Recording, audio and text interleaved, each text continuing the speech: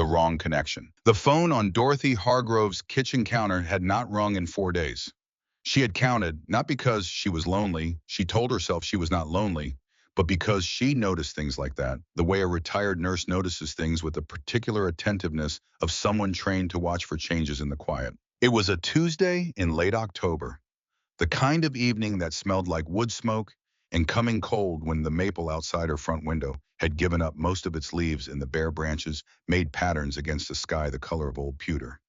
Dot, as everyone in Millhaven had called her for the better part of 40 years, was sitting at her kitchen table with a cup of chamomile going cool beside her and a crossword puzzle that had beaten her 3 days running.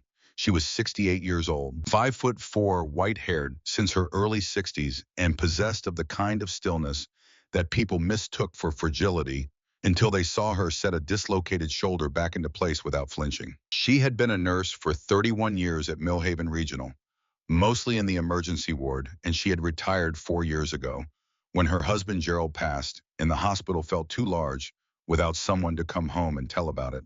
Gerald had been a high school history teacher who loved baseball statistics, made terrible puns at breakfast, and had known every patient story Dot ever brought home by heart. After he was gone, the stories had nowhere to land. Their daughter Meredith lived in Portland now with her husband and 2 boys who called Dot Gran and visited twice a year with the bright, forced energy of people who were trying. Dot loved them fiercely and released them easily. She had learned that lesson from Gerald, who said that love held with open hands lasted longer than love held with a fist. The house on Sycamore Street was a craftsman bungalow green with white trim that Dot had repainted herself 2 summers ago because the contractor's quote had been insulting and she still owned a brush. It had 2 bedrooms, a garden in the back that she kept growing long past the point of practical necessity, and a front porch where she drank her morning coffee and watched the street. Next door, separated by a low wooden fence and a row of rhododendrons that bloomed every April in colors that embarrassed the rest of the block, lived Elaine Purcell. Elaine was 71, 3 years older than Dot, a former elementary school librarian who had the patient, precise manner of someone who had spent decades teaching children to love quiet. She had been widowed longer than Dot, 12 years now, and her house was immaculate in the way that houses become when their owners have too much time and not enough company. She kept African violets on every windowsill. She made soup from scratch every Sunday. She had, until about 8 months ago, waved at Dot every morning from her porch with the regularity of a lighthouse. The waving had stopped. That was the first thing Dot had noticed, then the soup. Elaine used to bring a container of whatever she had made on Sunday evenings, leaving it on Dot's porch with a small handwritten note. The soup containers had stopped coming in March. By June, the curtains on Elaine's front windows stayed closed most mornings. By September, Dot had knocked 3 times and been told through the door that Elaine was fine, just tired, and did not need anything. Dot had been a nurse long enough to know what fine, just tired meant when it came from behind a closed door. She had met Grant Calloway twice. He was Elaine's son-in-law, married to Elaine's daughter, Sandra, who worked as a regional manager for a hotel chain and was away 3 weeks out of every 4. Grant was 44, broad-shouldered, sandy-haired, with the kind of face that was never quite as friendly as the smile on it suggested. He drove a gray SUV, worked in something he called asset management, and had moved into Elaine's house in February, explaining to neighbors who asked that he was helping his mother-in-law with her affairs while Sandra traveled. Dot did not like him. She understood that not liking someone was not evidence of anything, but 31 years in emergency medicine had given her a finely calibrated instinct for people who made other people smaller. Grant Calloway walked through rooms as if he owned them before anyone had agreed to sell. She had tried calling Meredith about it once. Meredith had listened carefully and then said, "Mom, you cannot report a man to the police for having an annoying smile." And Dot had said, "I know that," and they had moved on to talking about the boys' soccer league. But the knowing had sat in her chest like a stone that would not dissolve. On this particular Tuesday evening, Dot decided to call Meredith again. Not about Grant, not yet, just to hear a voice. She reached for her phone on the counter, a sensible touchscreen device that Meredith had set up for her 2 years ago, and opened her contacts. Meredith's number was saved under the name Mary, the way it had been since the girl was 12 and had gone through a phase of insisting on the shorter version. Dot typed a message because Calling felt like an imposition at 7 in the evening when Meredith's boys were probably still doing homework. She wrote, thinking of you, the maple is finally bare. How are the boys? She pressed send. She set the phone down, picked up her chamomile, found it had gone cold, and went to the kitchen to heat it in the microwave. She stood watching the cup rotate for 90 seconds, and when she returned to the table, there was already a reply on her phone. She picked it up, expecting Meredith's voice in text, some cheerful shorthand about soccer practice, or a funny thing the younger one had said. Instead, the message read, "Who is this?" Dot frowned. She looked at the name at the top of the thread. It said Mary. She squinted, her reading glasses were in the other room, and tapped the screen to enlarge it. The number beneath the name was not Meredith's number. It had the same area code and the first 3 digits after it matched, but the last 4 were wrong by a single transposition. She had typed a 7 where there should have been a 1 and sent her small, soft message into the wrong corner of the world. She felt the flush of embarrassment that comes from addressing a stranger with something meant for someone beloved. She typed back, "I am so sorry. I dialed the wrong number. Please disregard." There was a pause. Then, "No trouble at all, ma'am. Have a good night." That should have been the end of it. Dot set the phone down again and went to get her reading glasses so she could find Meredith's correct number and start over. She was in the hallway when she heard the phone buzz again. She almost did not go back for it. But she was a woman who had spent her career going back for things that buzzed in the night. The message on the screen said, "You said your maple is finally bare, Oregon." Dot stood in the kitchen doorway in her cardigan and reading glasses and looked at this unexpected conversational overture from a stranger who had received her accidental message. She should not respond. She knew she should not respond. She responded, "Yes. Small town called Millhaven, you know it?" The reply came back in under a minute. "Know the general area. We've ridden through twice. Iron Wolves MC based in Crestfield. Name's Cole. Cole Maddox." Dot looked at the words Iron Wolves MC, the way she might look at an unfamiliar medical abbreviation, with curiosity rather than alarm. She knew what MC stood for. She had lived in Oregon long enough to see motorcycle clubs at gas stations and diners, men in leather vests with patches and names like highway markers on a map she had never personally traveled. She typed, "I am Dorothy Hargrove. Most people call me Dot. I did not mean to interrupt your evening." The reply, "You didn't. What's got you texting your daughter at 7 on a Tuesday?" It was a forward question. Dot considered it for a moment, then considered that she was 68 years old and had spent a career asking forward questions and appreciated them in others. She typed, "Quiet house. Missing Gerald. Checking in on a daughter who is busy." "Who's Gerald?" "My husband. He passed 4 years ago." There was a longer pause this time, long enough that Dot thought the conversation had run its natural course and was heading toward a polite close. "Then sorry for your loss. I lost someone too, 8 years back. Different kind of loss, but it leaves the same kind of quiet." Dot sat down at the kitchen table with her phone and her reheated chamomile and thought about that sentence. Different kind of loss, but it leaves the same kind of quiet. She had not heard grief described exactly that way before, and she had heard it described many times. She typed, "What kind of loss, if you don't mind?" "My son, accident. He was 19. Dot set the phone down on the table and put both hands around her warm cup. Outside, the wind moved through the bare maple branches. The house on Sycamore Street breathed its quiet breath around her. After a moment, she picked the phone back up. "I'm so sorry, Cole. I truly am." She meant it the way she had meant such things across 1,000 bedsides, not as a social formula, but as an honest acknowledgement that she had heard something real and would hold it carefully. They talked for another 20 minutes. Not about heavy things, just the easy shapes of an accidental conversation. The weather turning the way small towns felt after dark. Fact that she had a crossword puzzle that had beaten her 3 times. Cole Maddox typed in short, direct sentences without punctuation, flourishes the way someone texted who had come to it late and used it practically.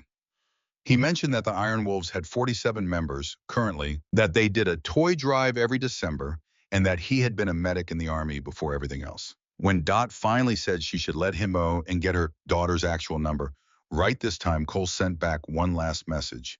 "If the puzzle beats you a 4th time, you can text this number. Won't bother me." She laughed at that, actually laughed out loud alone in her kitchen. She could not remember the last time that had happened. She filed the number under the name C. Maddox, Iron Wolves, and went to call her daughter. That should have been a pleasant footnote to an ordinary evening. That should have been all. 3 weeks later, everything changed. It started with the sound of a door. Dot was a light sleeper. Gerald used to tease her about it, said she could hear a moth land on the screen door from the back bedroom. At 2:15 in the morning on a Thursday in mid-November, she heard the sound of Elaine's side door opening and then a voice low and controlled speaking in a register that was not a conversational register. It was the voice people used when they wanted to be heard by the person they were addressing, but not by anyone else. Dot got up. She put on her robe and her slippers and went to the window that looked sideways into the narrow gap between their houses. The motion sensor light on Elaine's garage had kicked on, throwing a wedge of yellow light across the driveway. Grant Calloway was standing at the bottom of the porch steps with his phone in his hand. He was not shouting. He was speaking with the particular quiet control of a man who had learned that volume was not necessary when proximity was sufficient. Elaine was standing in the doorway in a nightgown. She was holding the door frame with both hands. Even from across the gap, even in the yellow garage light, Dot could see that Elaine's posture was wrong, hunched slightly at the shoulder's head, at that angle that Dot had seen in 1,000 patients who were trying to make themselves a smaller target. Grant said something. Elaine shook her head. Grant said something else, and this time he stepped up one stair, closing the distance, and Elaine stepped back. Then he held up his phone, showing her the screen. Whatever was on it made Elaine's hand tighten on the doorframe until her knuckles went pale, even in the yellow light. Grant smiled then. Dot had seen smiles like that in the ER on men being questioned by police while their partners were being treated in Bay 3. Smiles that said, "There is nothing you can do about this, and we both know it, and I enjoy knowing it more than you do." Then he went back inside, and Elaine stood in the doorway for a long moment before closing the door, and the motion light clicked off, and the gap between the houses went dark again. Dot stood at her window with her hands braced on the sill and her jaw set. She had seen enough now. The closed curtains, the stopped soup, the 3 doors she had knocked on and been turned away from the Christmas card that Elaine had given her in December with handwriting. So careful it looked traced, as if someone else had been watching over her shoulder. And now this, a man standing one stair below a woman at 2 in the morning, holding something over her head that was not a physical object but weighed like one. She had called the non-emergency police line twice before. The first time in April, they had sent an officer who spoke to Grant for 10 minutes in the driveway and to Elaine for 5 through the front door, and reported back that the resident appeared fine and was not requesting assistance. The second time in August, the dispatcher had been patient and thorough, and the responding officer had written everything down, but Elaine had told them at the door that she was perfectly comfortable. Thank you, and her son-in-law was a great help. There was nothing the police could act on if Elaine refused to say she needed help. That was the particular trap of this kind of situation, and Dot knew it the way she knew cardiac rhythms, not from a textbook, but from watching it play out over years. She went back to her kitchen and sat down at the table with her phone in her hands. It was 2:30 in the morning. She opened her contacts and scrolled without thinking and stopped on C. Maddox, Iron Wolves. She held the phone. She put it down. She picked it up again. She was a practical woman. She did not believe in mystical nudges or signs arranged by the universe, but she believed in the accumulation of small facts, and the facts in front of her were Elaine Purcell was in trouble. The conventional channels had not helped, and the only person she had told anything real to in the past month was an accidental stranger who had said, "If the puzzle beats you a 4th time, you can text this number." This was considerably worse than a crossword puzzle. She typed, Cole, "I know this is an unusual hour. I apologize for waking you if this does. I have a situation next door that I do not know what to do with. Not an emergency in the police sense, but something I have been watching for 8 months, and I am running out of ideas. I am sorry to put this on a stranger. You can ignore this entirely." She pressed send and put the phone face down on the table and sat with her hands folded. 40 seconds later, the phone buzzed. "Dot, I'm up. What's the situation?" She had not expected that. She had expected silence until morning at the earliest.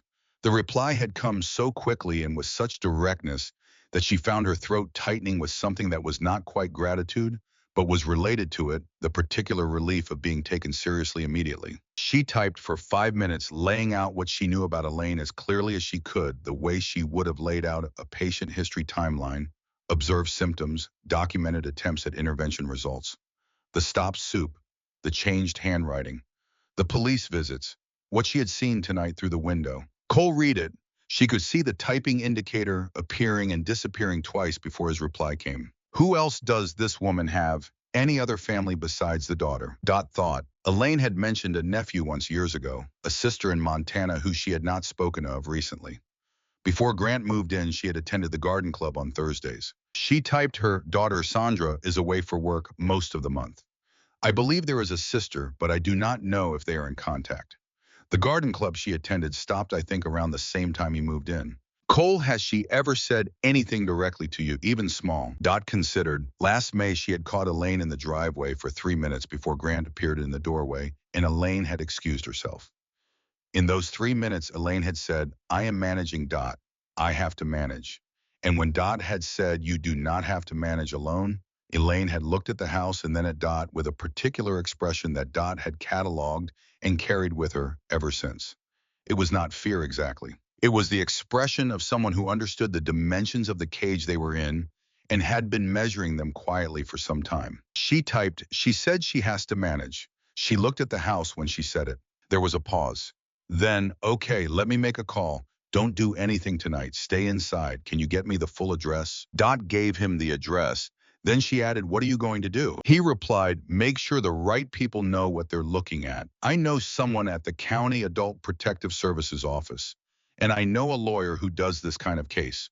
We're not going to knock on a door at 2:30 in the morning, Dot, but we're going to start building something that holds. She stared at that response for a moment. The precision of it, the restraint of it. She had expected something blunter from a man who rode with a motorcycle club. She had not expected the word building. Thank you, she typed. Get some sleep. I'll be in touch in the morning. She did not get much sleep. But for the first time in months, the stone in her chest felt slightly less heavy. Not because the problem had been solved, because someone else was now carrying part of the weight. Morning came pale and cold, the sky white as gauze with frost on the grass that would burn off by 9. Dot was up at 6 with her coffee on the porch, watching Elaine's curtains, which were closed. Grant's gray SUV was in the driveway. Nothing moved. At 8:15, Cole Maddox texted, good morning. Spoke to my contact at APS. They have a protocol for elder financial abuse cases when the subject isn't self-reporting. It's slow, but it's there. I also want to understand what you've seen better. Can we talk by phone? Dot had not spoken to a stranger on the phone since the hospital's patient satisfaction survey 6 months ago. She pressed call. Cole Maddox had a voice that matched the text messages. Low, unhurried, with a slight roughness to it that was not unfriendliness, but the sound of a person who chose words carefully because he was not going to repeat himself. He asked questions in the order that told her he had been writing things down. He did not interrupt once. When she finished, he said, the thing you described seeing last night, him stepping up the stair while she stepped back, showing her something on the phone that's coercive control. It's a behavior pattern. It leaves marks that are harder to photograph than bruises, but they're just as real. The problem is proving it. Dot said, I know, I've been reading about it. She could hear him pause. You've been researching this for about 6 months, yes. He made a sound that might have been approval. Okay, here's what I need you to do. I need you to start writing things down. Dates, times, what you observed as specifically as you can. Not interpretations, what you saw and heard. That becomes a documented record. That matters when a case finally moves forward. She said, I have been doing that already. I have a notebook. Another pause. Dot, you've been handling this more right than most people would. She said, I was a nurse for 31 years. You document what you see. That is just what you do. There was a moment then, a small one, in which the line between them felt less like a cord strung between strangers and more like the beginning of an understanding. He said, I want to come see the street, not in a way that spooks the situation. I'll come alone, not on the bike, just drive through and get the lay of the land. Then I want to talk to my lawyer contact about what you've documented. She said when. He said this afternoon if that works. She said I will be home. He came at 2 in the afternoon in a dark green pickup truck that was not new but was very clean. He parked down the block not directly in front of her house, which told her he was paying attention to sightlines.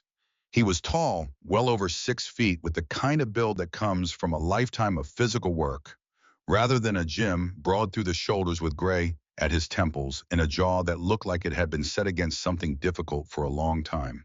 He wore dark jeans, a flannel shirt, a canvas jacket. The only thing that marked him as someone connected to a motorcycle club was a small Iron Wolves patch on the left chest of the jacket, no bigger than a playing card. He walked to her porch the way people walked who expected to be watched and were comfortable with it. Dot met him at the door and shook his hand and said, "Come in," and he wiped his boots on the mat before he crossed the threshold, which was the kind of small thing she noticed. They sat at the kitchen table where she had typed that first wrong message 3 weeks ago. She brought out her notebook, the spiral-bound one with the green cover, and slid it across to him. He read without rushing, turning pages, carefully going back twice to reread entries that covered the same incident from different angles. When he finished, he closed the notebook and set it back in front of her with his hands flat on the table. He said, "This is thorough." She said, "I know what I saw." He nodded. "Did you know that in Oregon, financial exploitation of a vulnerable adult is a Class C felony under ORS 124.110? If someone can demonstrate that Elaine Purcell's finances are being controlled or misused against her will, that's prosecutable." She had known the law existed. She had not known the exact statute. She wrote the number in the margin of her notebook. He said, "My lawyer contact is named Patricia Wren. She works mostly with domestic violence cases, but she has done elder abuse work. I want to get her your documentation. She can advise on what other evidence would help build a case and what the realistic timeline looks like." Dot said Elaine will not cooperate. She has never once told anyone officially that there is a problem. Cole said, "I know, but there are two angles here. One is Elaine. The other is Grant Calloway himself. If he's doing this here, he may have done it elsewhere. Pat will know how to look." They sat for a moment in the kind of quiet that comes after something important has been said and before the next piece of work begins. Through the kitchen window, Dot could see the side of Elaine's house, the African violets on the sill of the window nearest to her pressed against the glass, as if trying to find more light. She said, "Why are you doing this?" Cole looked at the window, then back at her. He said, "Because someone's being controlled in a house on a quiet street, and the people around her feel helpless. That's a situation I have some experience with." She did not press him further. She understood that some answers came in their own time. He said, "Can you tell me more about the daughter, Sandra?" Dot thought. Sandra was a thin, fast-moving woman in her late 40s, with her mother's precise manner but none of her warmth. She had come home in July for what Elaine had described to Dot over the fence as a nice visit, but Dot had noticed that Sandra had not stayed more than 2 nights and had not come to the fence herself. She had seen her through Elaine's front window once, sitting across from Grant at the kitchen table, leaning forward in a way that looked like she was listening hard to something he was telling her. She said, "I think Sandra may believe whatever Grant has told her about the situation. I think she may not know how to look past the story he's giving her." Cole, "Is she reachable? Does she have an email or contact you have?" Dot, "I have a number for her. Elaine gave it to me years ago as an emergency contact. I have never used it." Cole was quiet for a moment. "That might be a card we hold until the time is right." "Not yet. We don't want to tip our hand to Grant before we have something solid." She noticed that he had said "we." She noticed that she did not object to it. He left 2 hours later, shaking her hand again at the door. He said he would be in touch with Patricia Wren by end of day. He said, "If anything happens, anything that feels urgent, you call me directly. Not text, call." She said she would. She watched his truck drive away and then stood on her porch for a moment looking at Elaine's house and the closed curtains and the African violets pressing against the glass.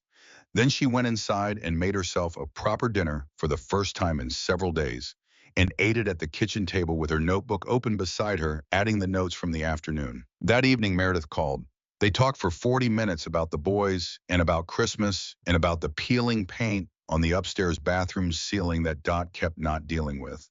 Dot did not mention Elaine. She was not sure why, except that the situation felt fragile in a way that needed to be handled carefully, and she was not ready yet to let it expand into a space where it might get handled carelessly. After Meredith hung up, Dot sat for a moment and then texted Cole, "Thank you for coming today." She seemed more settled in the typing of it than she expected. His reply came while she was brushing her teeth. "Thank you for the coffee.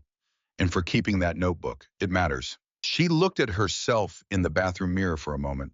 A 68-year-old woman with white hair and reading glasses, and the history of a long career, written in the particular lines of a face that had held too many difficult things without looking away.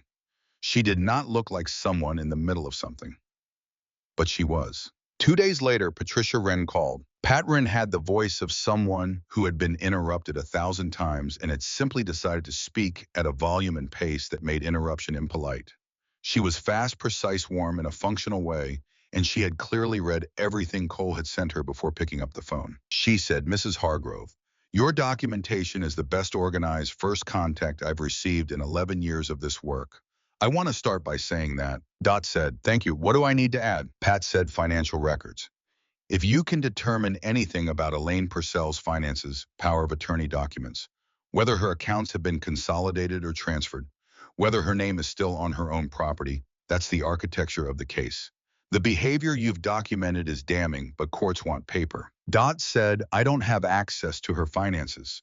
I'm her neighbor, not her relative." Pat said, "I know. But you said she had a sister in Montana." Dot said, "I believe so. I don't have contact information. Pat Cole is working on that.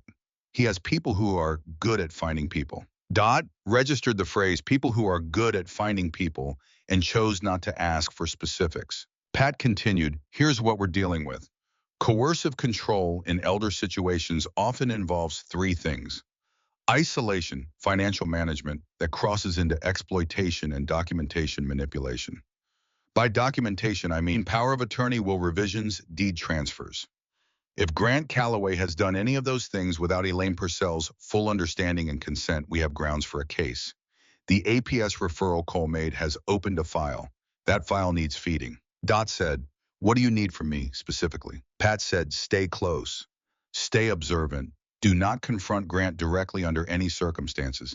And if you can find a way to have any direct conversation with Elaine, even brief, even supervised, try to determine whether she knows the current state of her own financial situation.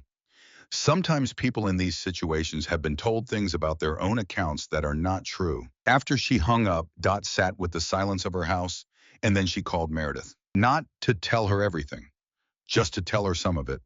Because Gerald had always said that Dot's habit of carrying things alone was the one selfish thing about her, that it robbed other people of the chance to help. Meredith listened. Then she said, "Mom, I want to come." Dot said, "Not yet, but soon maybe. Let me see what the next few days bring." She did not expect that the next few days would bring what they brought. On Saturday morning, three things happened in rapid succession.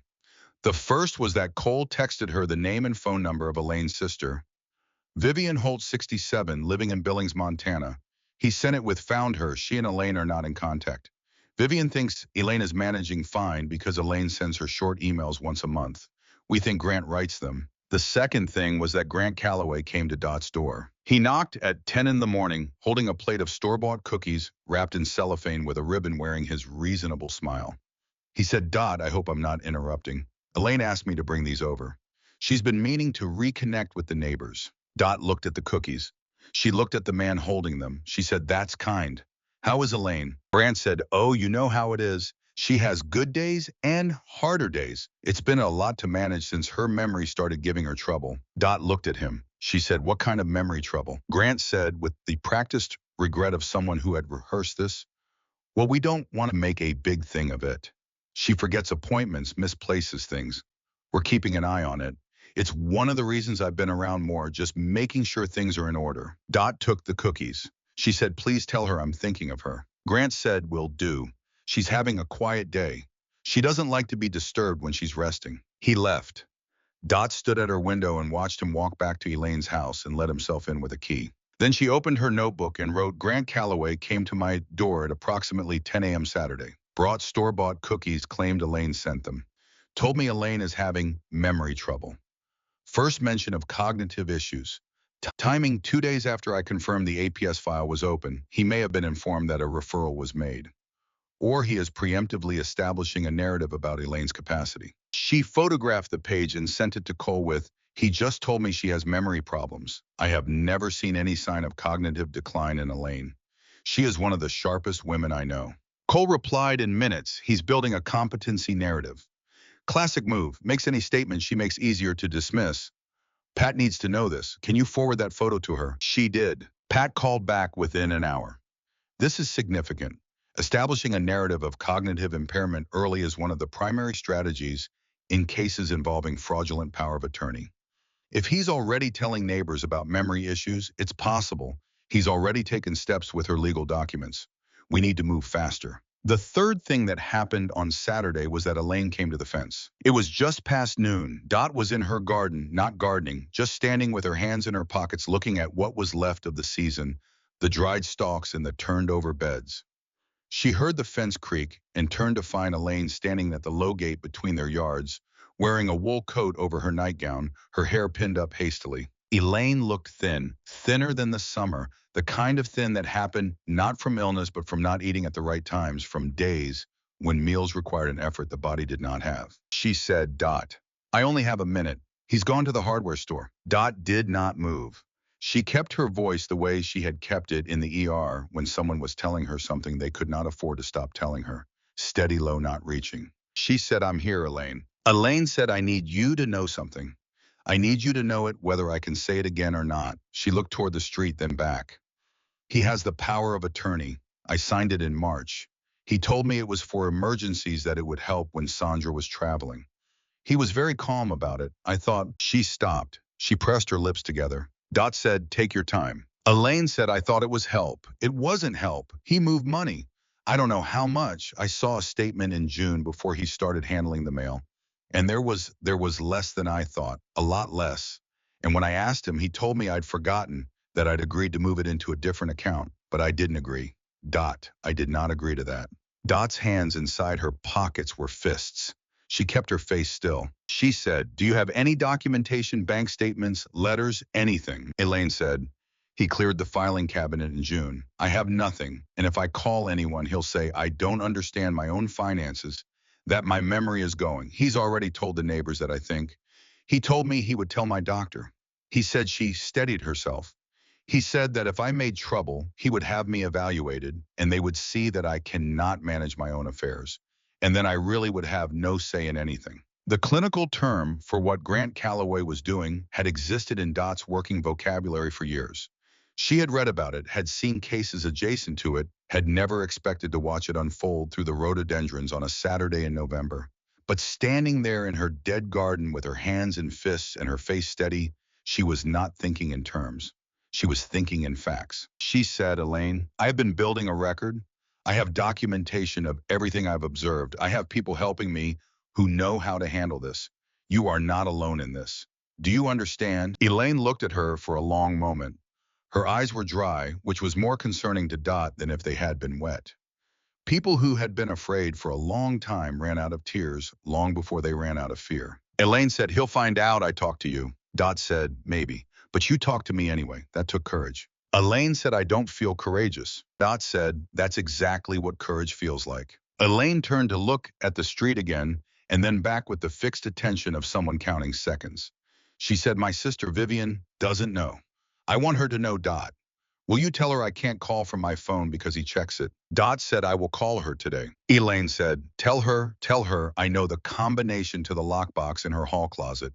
She'll know why that matters. Then she turned and went back through the gate and along the side of her house and inside, and the door closed and the curtain stayed closed. Dot stood in the garden for another minute. Then she went inside and sat at her kitchen table and opened her notebook and wrote for 8 minutes every word of the conversation she could reconstruct, and dated it and photographed it. Then she picked up her phone and called Cole. She did not text. She called as he had told her to. He picked up on the second ring. She told him everything Elaine had said, speaking in the same precise, measured voice she had used across 31 years of handoffs in emergency medicine. When she finished, the line was quiet for 3 seconds. He said, okay, we have what we need to move. Can you call Vivian Holt now? She said yes. He said, I'm going to call Pat. Then I'm coming to Millhaven. Not alone this time. She registered that. She said, how many? He said, enough to park on a street without being invisible. I won't do anything until Pat gives us a framework to work in. But I want to be close when things start moving. She said when. He said tonight. We'll be quiet. You won't have bikers on your lawn. But I want someone on that block in case Calloway figures out something is happening and decides to accelerate. Dot thought of Elaine in her wool coat over her nightgown, counting seconds before the car came back. She thought of 8 months of stop soup and closed curtains. She said, I'll call Vivian now. She did. Vivian Holt picked up on the third ring with the careful hello, of someone who did not recognize the number but had learned not to let unfamiliar calls go to voicemail. She was 67 and sounded like her sister, precise measured, with an undertone of something that had been controlled for a long time. Dot introduced herself and said, "I am Elaine's neighbor in Millhaven. I am calling because your sister asked me to." There was a pause. Then Vivian's voice shifted in a way that told Dot she had been waiting for this call without knowing she was waiting for it. She said, "Is Elaine all right?" Dot said she is safe right now, but she needs help. And she wanted you to know that she knows the combination to the lockbox in your hall closet. The silence on the line lasted 4 seconds. When Vivian spoke again, her voice was steady in the new way, the way that comes after something long suspected has been confirmed. She said, "What do you need me to do?" Dot said, "Can you come to Millhaven?" Vivian said, "I can be on a flight by tomorrow morning." Dot said, "Book it.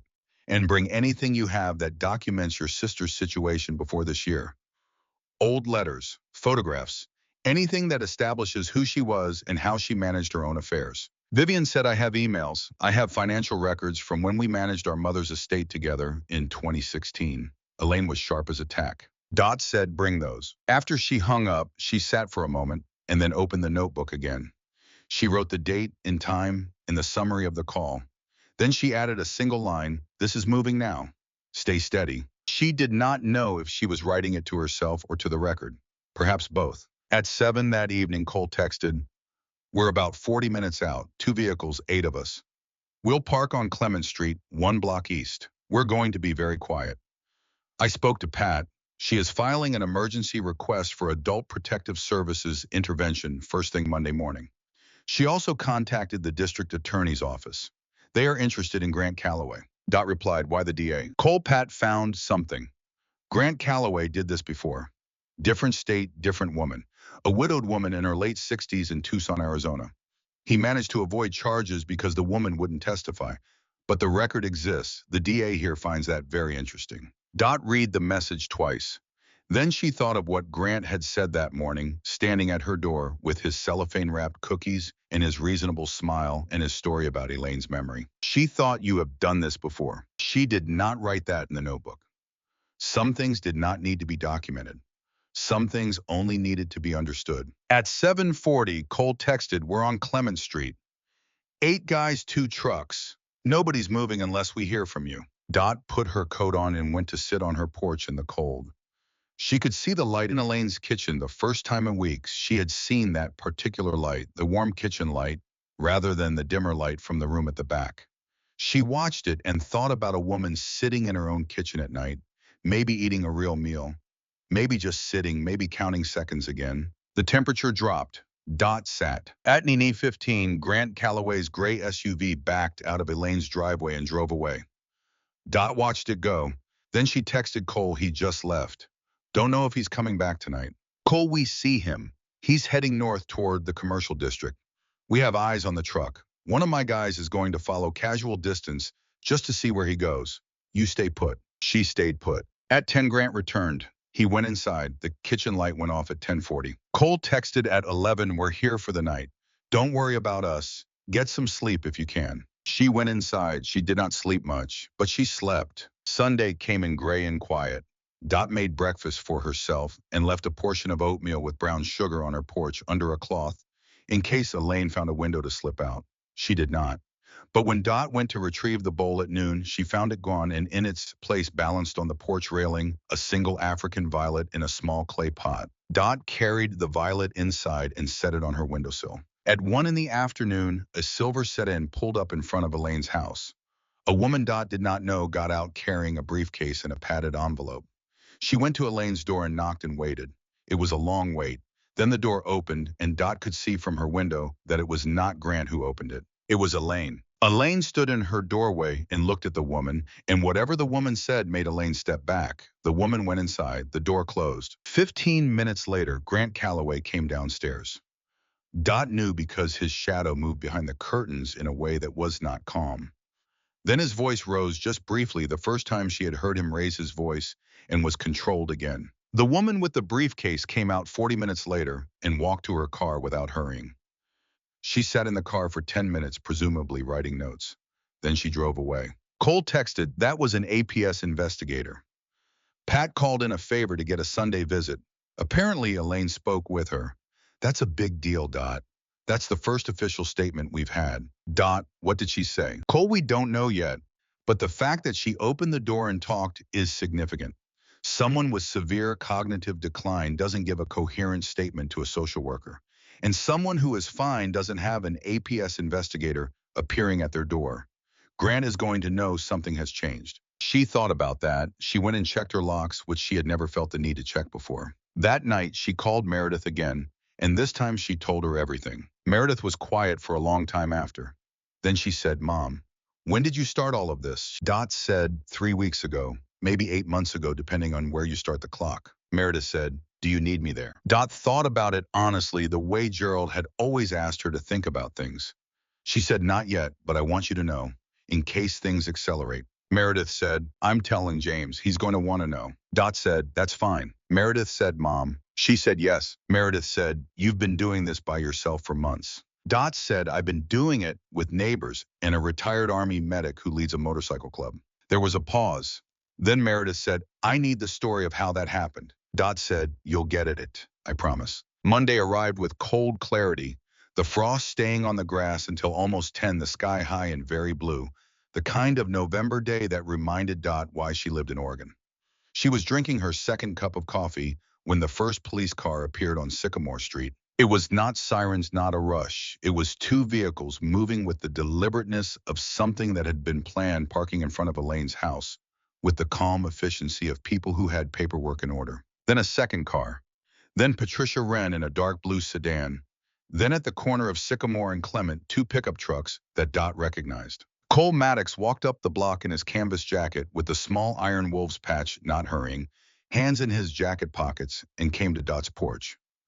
He stood at the bottom of the steps and looked at the activity in front of Elaine's house. Dot came out with her coffee. He said, good morning. She said, good morning. How did you sleep? He said, truck bud, fine enough. She said, I could have found you somewhere better. He said, we were where we needed to be. They watched the activity across the street.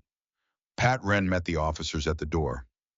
Grant Calloway opened it. He was in his gray sweatshirt again, the same one he'd worn the night Dot saw him on the stairs, and his face was doing the thing it did, arranging itself into reasonable, accommodating lines. But the speed of the arrangement was slightly wrong this time, just slightly, the way a person's handwriting changes when they are frightened, even if they are trying very hard to write the same. He spoke to the officers. He gestured.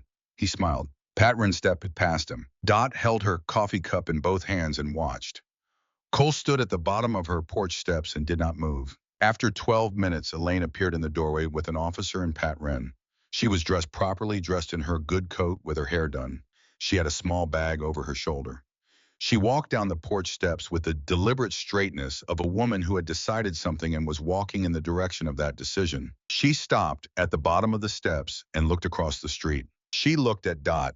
Dot raised her hand, just that, just a raised hand across the street between two neighbors and one fence, in 8 months of closed curtains. Elaine raised her hand in return. Then Pat was guiding her to the sedan, and someone else was inside talking to Grant, and one of the officers had gone back to his vehicle, and the whole careful machinery of this day was moving forward in the way that careful machinery does not dramatically, but with the relentless logic of something that cannot be stopped once it has been set in motion. On Dot's porch steps, Cole said Vivian Holt lands at Portland at noon.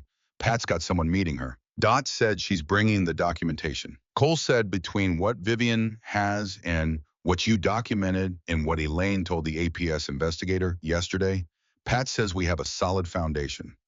The DA's office is looking at his Tucson case in parallel. It's going to take time, but it's real. Dot watched Grant Calloway standing in Elaine's doorway, talking to an officer still wearing his reasonable expression. She said he's still smiling. Cole said hi is. She said he thinks he can still manage this. Cole said most people like that do, right up until they can't. She thought about that. She drank her coffee. She said what happens now. He said Elaine goes with Pat to a temporary safe location. The officers are executing a search warrant, which was what Pat filed this morning. They're looking at the financial documents, the power of attorney, the deed. Calloway is being detained for questioning, not arrested yet, but detained. The DA needs a few more days. Dot said, and your people. Han said, we go home. We've done what we could do. She looked at the trucks parked at the corner of Clement. She thought of 8 men spending a night in truck seats on a residential street in a town they had no connection to because a woman had texted them by accident 3 weeks ago and described a situation that required witnesses. She said, Cole. I looked at her. She said, why did you come? The real answer, not the version where it's just the right thing to do. I was quiet for a moment, the kind of quiet that was honest rather than evasive. Then he said, my mother. She was alone. She had a man in her house for the last year of her life who wasn't good to her. We were far away and she was very good at telling us she was fine. We didn't look hard enough. Dot did not say anything. She understood completely the way she understood most things about grief, not from having been through the same thing, but from having been present with enough people who had. He said, doesn't mean I can undo that, but it means when something looks like the same shape, I notice it. And when I notice it, I'm not going to just drive past. She said, I'm glad you didn't. He said, so am I. They watched Grant Calloway step back from the doorway and allow the officers inside. They watched him take out his phone dial, wait. They watched his face when nobody answered. Dot said Pat has been in contact with Sandra since Saturday. Apparently, Sandra is on a flight from Denver right now. She didn't know about any of it. Cole said she'll have to sit with that. Dot said yes, she will. That won't be easy. Cole said usually isn't when someone you trusted turns out to be different than you thought. Across the street, Grant Calloway was walked to one of the police vehicles. He was not handcuffed, and he walked with the careful dignity of a man who believed he would sort this out before the day was over. He might be right in the short term. It might take weeks or months before anything was formally charged. But Dot had watched things move slowly and correctly for 31 years. She knew the difference between a situation going wrong and a situation taking the time it needed to go right. The police car pulled away. 2 officers remained inside Elaine's house with the warrant. Pat Wren's blue sedan was already a block away, carrying Elaine toward whatever room had been arranged for her with her small bag and her decision in her raised hand. Dot finished her coffee. It had gone cold. She didn't mind. She said, can I make you breakfast before you go? Cole said, I've got 7 guys who've been in trucks since last night. She said, is that a yes or a no? He looked at her. She said, I have oatmeal, eggs, bacon, and a loaf of sourdough I made Thursday. He said, I'll go tell them to come around. She went inside to put more water on and start the bacon and set out what plates she had, which was not enough for 8 people. So she opened the cabinet above the refrigerator where Gerald's camping plates were stored and brought those down, and by the time there was a knock at her door, she was cracking a 3rd round of eggs into the skillet with the ease of someone who had cooked for a crowd before which she had, because an ER has a break room and a break room feeds hungry people, and Dot had understood that for a long time. They ate at her kitchen table and on the porch steps, and standing against the counter, 7 men who had driven from Crestfield and slept in trucks and watched a street all night without being asked to, and 1 woman who had watched a neighbor for 8 months and then reached out to a stranger. They were not loud. They talked the way people talked when something had been done, and it was done correctly, not boastfully, but with the quiet comfort of shared effort completed. Cole sat at the kitchen table with the notebook she had slid toward him weeks ago now, back on her side of the table closed. He said, keep this somewhere safe. She said, I will. He said, Pat may need it for the case.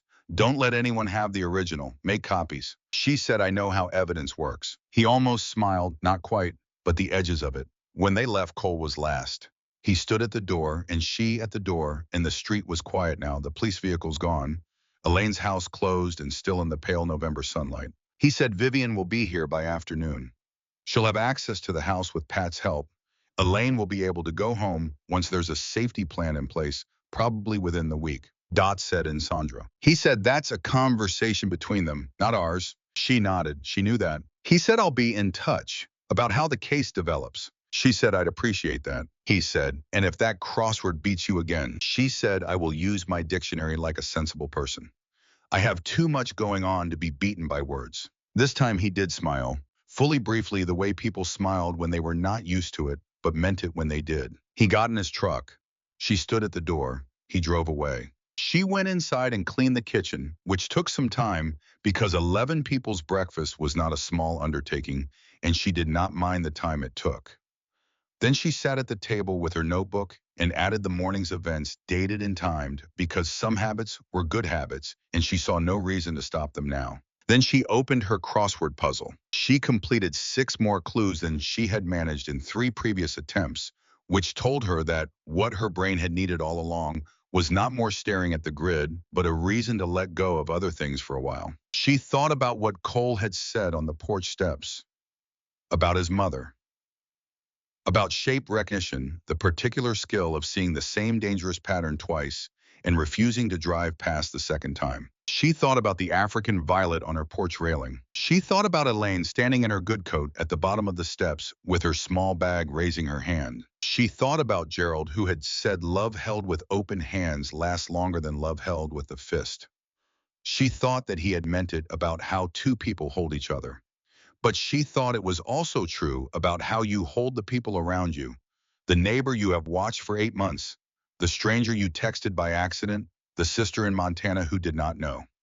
You hold them with open hands, and the holding is what keeps things from being lost. 3 weeks later, on a Thursday afternoon in December, Dot was in her garden, actually gardening this time, cutting back the last of the season with her good shears, when the gate between the properties opened and Elaine came through. She was dressed in her own clothes, her good wool coat, her hair properly pinned.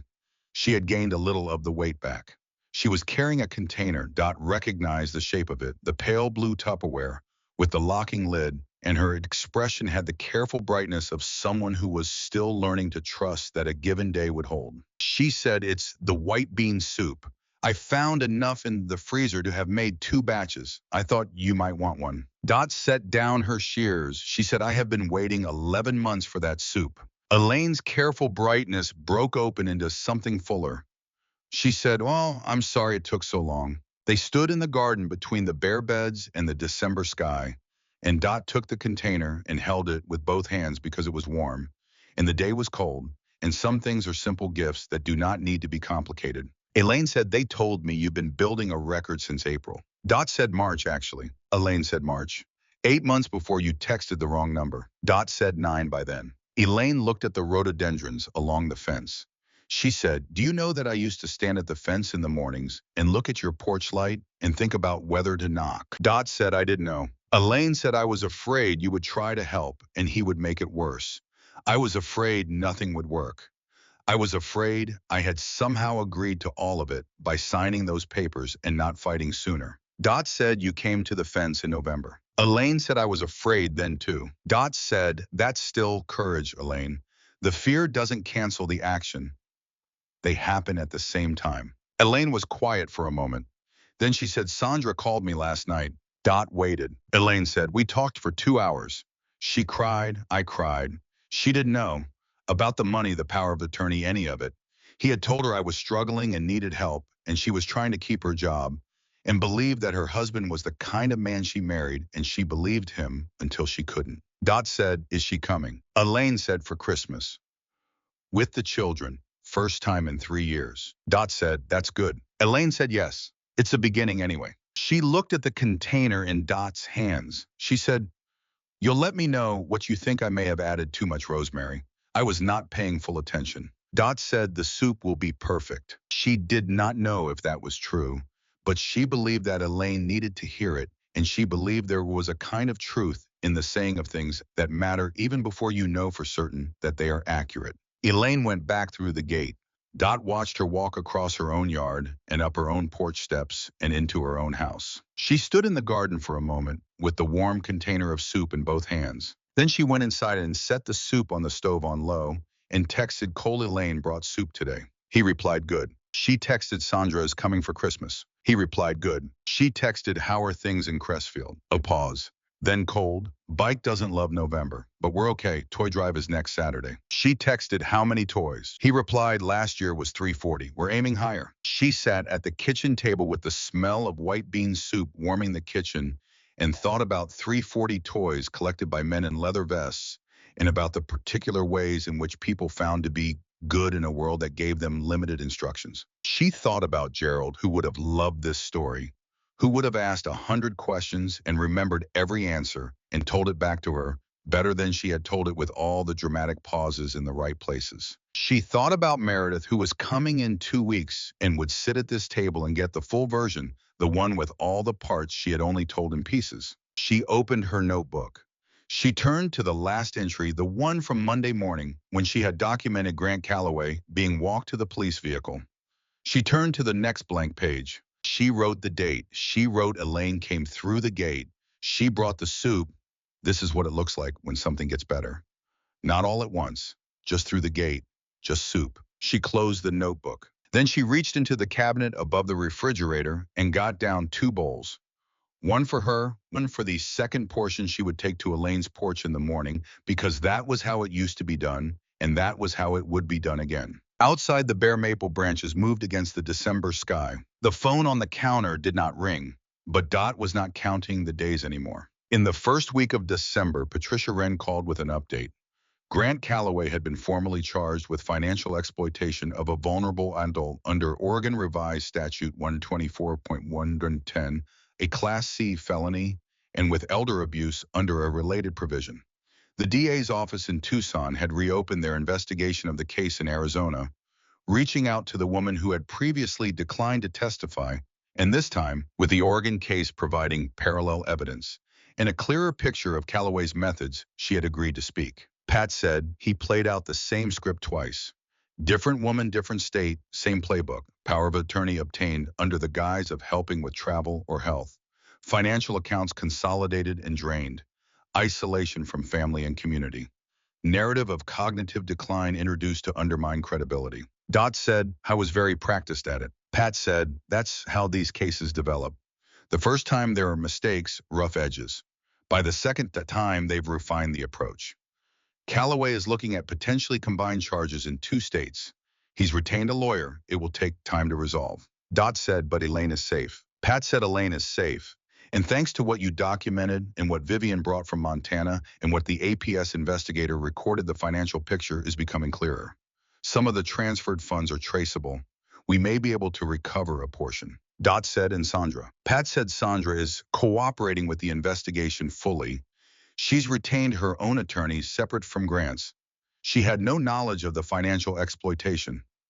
That's been established. After the call, Dot sat with the phone in her hand for a moment and then texted Cole. She told him what Pat had reported briefly in the direct way she had learned he preferred. He replied, good.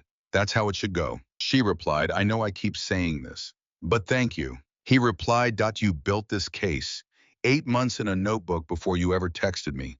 All I did was park a truck. She thought about that. She thought it was not quite right that parking the truck mattered, that the 8 men who had spent a night on Clement Street had mattered, that the particular solidarity of being witnessed in what you were doing was not a small thing. But she also understood what he was doing. He was giving her the credit that was correctly hers, and she was not going to argue him out of an act of grace. She typed, you parked the truck very well. His reply runs in the family. She put the phone down and smiled at that for a moment. Then she went back to her crossword. On the Saturday of the Iron Wolves toy drive, Dot drove to Crestfield. It was not a plan she made in advance. She woke up at 7, made coffee, read the weather, which was cold and clear, and decided she would like to see the thing Cole had mentioned. She looked up the address from a community newsletter announcement she found online. It was 40 miles east. She parked her car in the lot of a community center and walked toward the sound of activity. There were more people than she expected. Not just the motorcycle club, but families, children, volunteers from what appeared to be 2 churches, a table of baked goods, a table of hot coffee. At the center of it, men in leather vests loaded boxes and organized donations and argued cheerfully about categorization. Whether a particular item belonged in the 5 to 8 category or the 9 to 12 category, with the dedicated energy of people who had given themselves a job and were going to do it correctly. Cole saw her before she saw him. He was across the lot holding a box, and he stopped when he noticed her and set the box down. He walked over. He said, Dot. She said I was in the area. He looked at her. She said that was not quite true. He said no. She said I wanted to see it. He turned and gestured at the activity. He said we're at 362 so far, 3 hours left. She said, how can I help? He considered. He said, can you work a table? She said, I've worked more difficult tables than this. He led her to the sorting station. She sorted for 3 hours, talking to whoever was next to her with the easy steadiness of someone who had spent a career making conversation in waiting rooms, and she was good at it, better than most of the younger volunteers who were sometimes awkward with strangers And by the end, she knew the names of 4 of the Iron Wolves and the stories behind 3 of the patches, and the reason the club had started the toy drive 14 years ago, which was a story about someone's son that she did not repeat afterward because it was the kind of story that belonged to the people who told it. At the end, the count was 407. Cole found her at her car in the late afternoon. He said, "You sorted faster than anyone we've had." She said, 31 years in an emergency department. You sort fast or you fall behind. He said, "Are you driving back to Millhaven tonight?" She said that was the plan. I was quiet for a moment, the kind of quiet she had learned to recognize as something being assembled. He said, "There's a diner 2 blocks from here. Makes the best pie in the county. I need to eat something before I do the distribution run, if you have time." She said, "I have time." They walked to the diner in the cold December air, and they sat in a booth by the window, and Cole ordered the apple pie and she ordered the lemon, and they talked for 2 hours. Not about Elaine, not about Grant Calloway, not about the case or the documentation or any of the careful machinery they had built together over the preceding weeks. They talked about other things, about his son, whose name had been Eli, who had wanted to study architecture and had died in a highway accident at 19, and whose room Cole had not changed in 8 years and was not sure he ever would. About Gerald, who had known every president of the United States in chronological order and could name the batting averages of every left-handed second baseman who had played for the Red Sox between 1952 and 1978, which was a very specific subset of knowledge, but he had been very proud of it. About nursing what she missed and what she did not. About riding what it felt like on an Oregon morning in May when the roads were empty and the mountains were clear and there was nothing ahead of you but the next mile, which was enough. She asked him if he ever thought about what came next after the club, after the road. He said all the time, "I don't have good answers yet." She said Gerald used to say that the best use of a question was to keep you honest, not to get answered. Cole was quiet for a moment. Then he said, "He sounds like someone worth knowing." She said, "How was? He would have liked you." He said, "What makes you say that?" She thought about it. She said he respected people who showed up.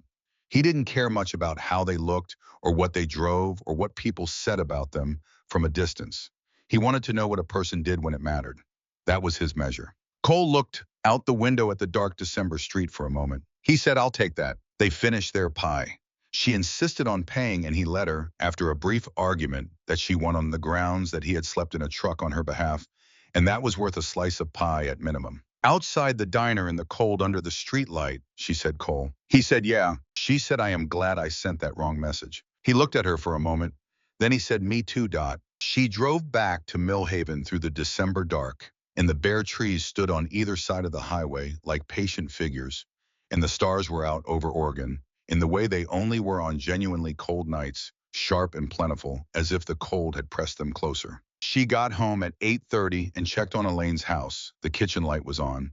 The good light, the warm one, and then went inside and made herself a cup of chamomile tea and sat at the kitchen table. She did not open the crossword.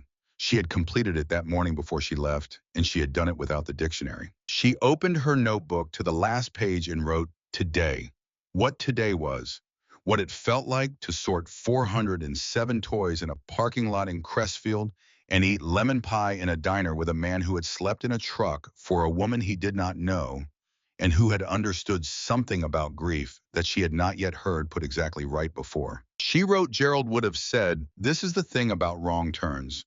Sometimes they take you somewhere you needed to be." She wrote, "I think he would have been right." She closed the notebook. Then she sat with her tea in the quiet kitchen of the house on Sycamore Street in the town of Millhaven, Oregon, on a December night that smelled like cold air coming under the door, and chamomile and the remnants of white bean soup on the stove. And she thought about all the things that had come from one transposed digit in a phone number at 7 o'clock on a Tuesday evening in October. She thought about the chain of it, the wrong number and the stranger who answered kindly, and the conversation that had led to trust, and the trust that had led to a call in the night, and the call that had become a plan, and the plan that had become documentation, and the documentation that had become evidence, and the evidence that had become action, and the action that had freed a woman from a house that had looked ordinary from the outside and smiled from the sidewalk and whispered from the inside. She thought about how none of it had been guaranteed, how at any point in the chain someone could have ignored a message or driven past or declined to park a truck or refused to open a gate or stayed behind a closed door, instead of coming through it with a container of soup. She thought about what held chains together.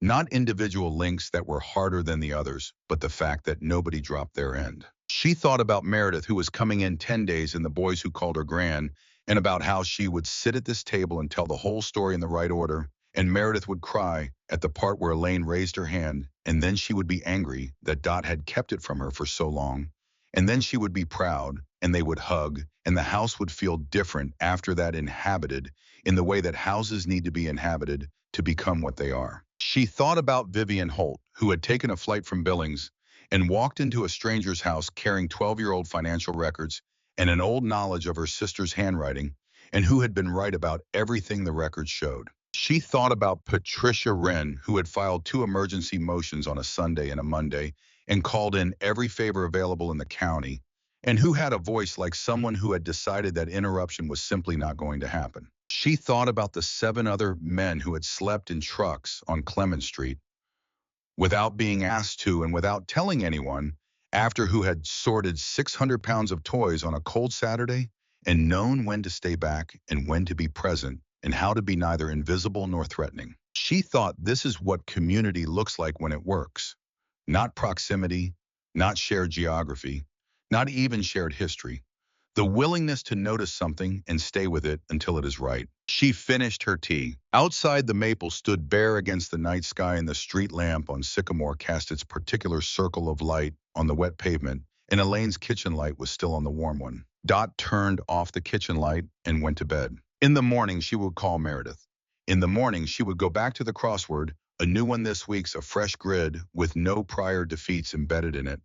In the morning, she would see if there was a container to bring back to Elaine's porch, something in return for the soup, something small and warm because that was how it was done. But for now, in the dark, in the quiet house, that was quiet in the right way.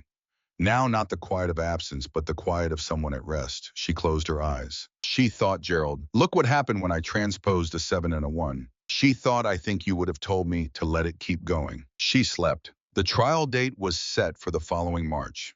Between December and March, the world of Sycamore Street reorganized itself in the particular way that things reorganize after a crisis, not back to what they were, because what they were had contained the problem, but into something adjacent and more honest. Elaine's house was different by January.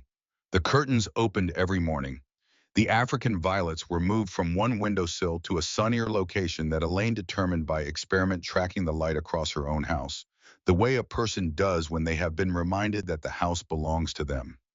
The soup came every Sunday again at 5 in the evening with a handwritten note in Elaine's actual handwriting, not the traced, careful writing of the supervised months, but the slightly hurried looping script of someone who had things to do. The notes said things like, Rosemary may have gotten out of hand, or used the last of the good stock, or this one has more bay leaf, trust the process. Dot kept every note, not as evidence, just because they were good. Sandra came for Christmas as promised with 2 children. Dot had not met a boy of 10 and a girl of 7 who immediately commandeered Elaine's backyard to look for something unspecified that children always seem to be looking for in winter gardens. Sandra herself arrived thin and careful with the particular wariness of someone recently betrayed who was learning to trust the shape of rooms again. Dot met her on the second day over the fence, just briefly, the way introductions happen when both parties know more than either has said yet and are still deciding how to carry it. Sandra said, "You're Dot." Dot said, "Yes." Sandra said, "Mom talks about your garden." Dot said, "It looks like nothing right now. Come back in April." Sandra looked at her fence line for a moment. She said, "She told me you kept a notebook for 8 months." Dot said 9 by the time it mattered. Sandra said, "I want to." She stopped. She tried again. She said, "I should have seen it. I was here. I was in and out for months and I did not see." Dot said, "I was designed to be seen a particular way. That's not the same as you being blind." Sandra looked at her. Her eyes were her mother's eyes, precise with a quality of measuring distance. She said, "That is a very kind thing to say." Dot said, "It's also true. The two are not mutually exclusive." Sandra almost smiled. Almost, and then it settled back into something more careful. But it had been there. They talked for 15 minutes across the fence, while the children called to each other in the backyard about something involving a stick and a possibly hibernating creature. And by the end, Dot thought that Sandra was going to be all right. not immediately, not without significant work. But she had a quality of facing things that was her mother's quality under the damage, and that quality did not disappear just because someone had treated you as if it wasn't there. On Christmas Eve, Dot went to Meredith's for 3 days. She left the house with its heat on low and a light on a timer, and her notebook locked in the filing cabinet with Gerald's tax records, which seemed like the safest place in the house for something irreplaceable. Meredith lived in a neighborhood in Portland with large trees that still held most of their leaves even in December because Portland was its own climate. The house was warm and slightly chaotic with the specific energy of children on Christmas break. And Dot wore the same pair of slippers for 3 days and ate things she did not cook and watched her grandsons argue about a board game with the passionate arbitration of people for whom the rules were extremely important. On the second day in the afternoon, while the boys were occupied with something involving a considerable amount of tape, she and Meredith sat in the kitchen with coffee, and Dot told her the full story, the version she had held back in pieces across many calls now given whole. Meredith listened without interrupting, which was not her natural state. She interrupted people with love and emphasis the way someone who cared about stories could not help but participate in them. But she listened all the way through this one, and when Dot finished, she sat for a moment with her hands around her cup. Then she said, "Mom, you should write this down." Dot said, "I did write it down. I have a notebook." Meredith said, "I mean more than the notebook. I mean as a story. What happened start to finish?" Dot said, "I'm 68 years old." Meredith said, "I know. You could write it in a year." Dot said, "That seems like a long project." Meredith said, "You kept a notebook for 9 months because a woman needed someone to notice her. Writing a year for a story that mattered seems like a reasonable investment." Dot looked at her daughter. She thought Gerald would have said exactly that. Different words, same argument. She had raised a child who thought the way Gerald had thought, which was both unsurprising and in this moment deeply moving. She said, "I will think about it." Meredith said, "That means yes." She did not say it meant yes, but she thought about it all the way back to Millhaven on the 27th through the rain that had replaced the cold, through the familiar curves of Highway 18, through the moment when the valley opened up and Millhaven appeared below, a small arrangement of lights and rooftops, and the steeple of the Methodist church and the water tower she could see from her garden. She thought about how a story that began with a wrong number was also a story about all the right numbers, the right statute number that Pat had cited in court filings, the right combination in the lockbox in Montana that Vivian had known because Elaine had needed someone to know it, the right address on a grocery receipt found under a laundry basket. The story was held together by small, specific facts, and she had been collecting them for 9 months without knowing the full shape of what they were building, the way you could work a crossword from scattered entries and not see the theme until enough letters were in place. She pulled into her driveway at 7 in the evening. Elaine's kitchen light was on. Dot's porch light was on its timer. The maple was bare and the frost was back on the grass. She carried her bag inside and turned on the kitchen light and stood in the room for a moment.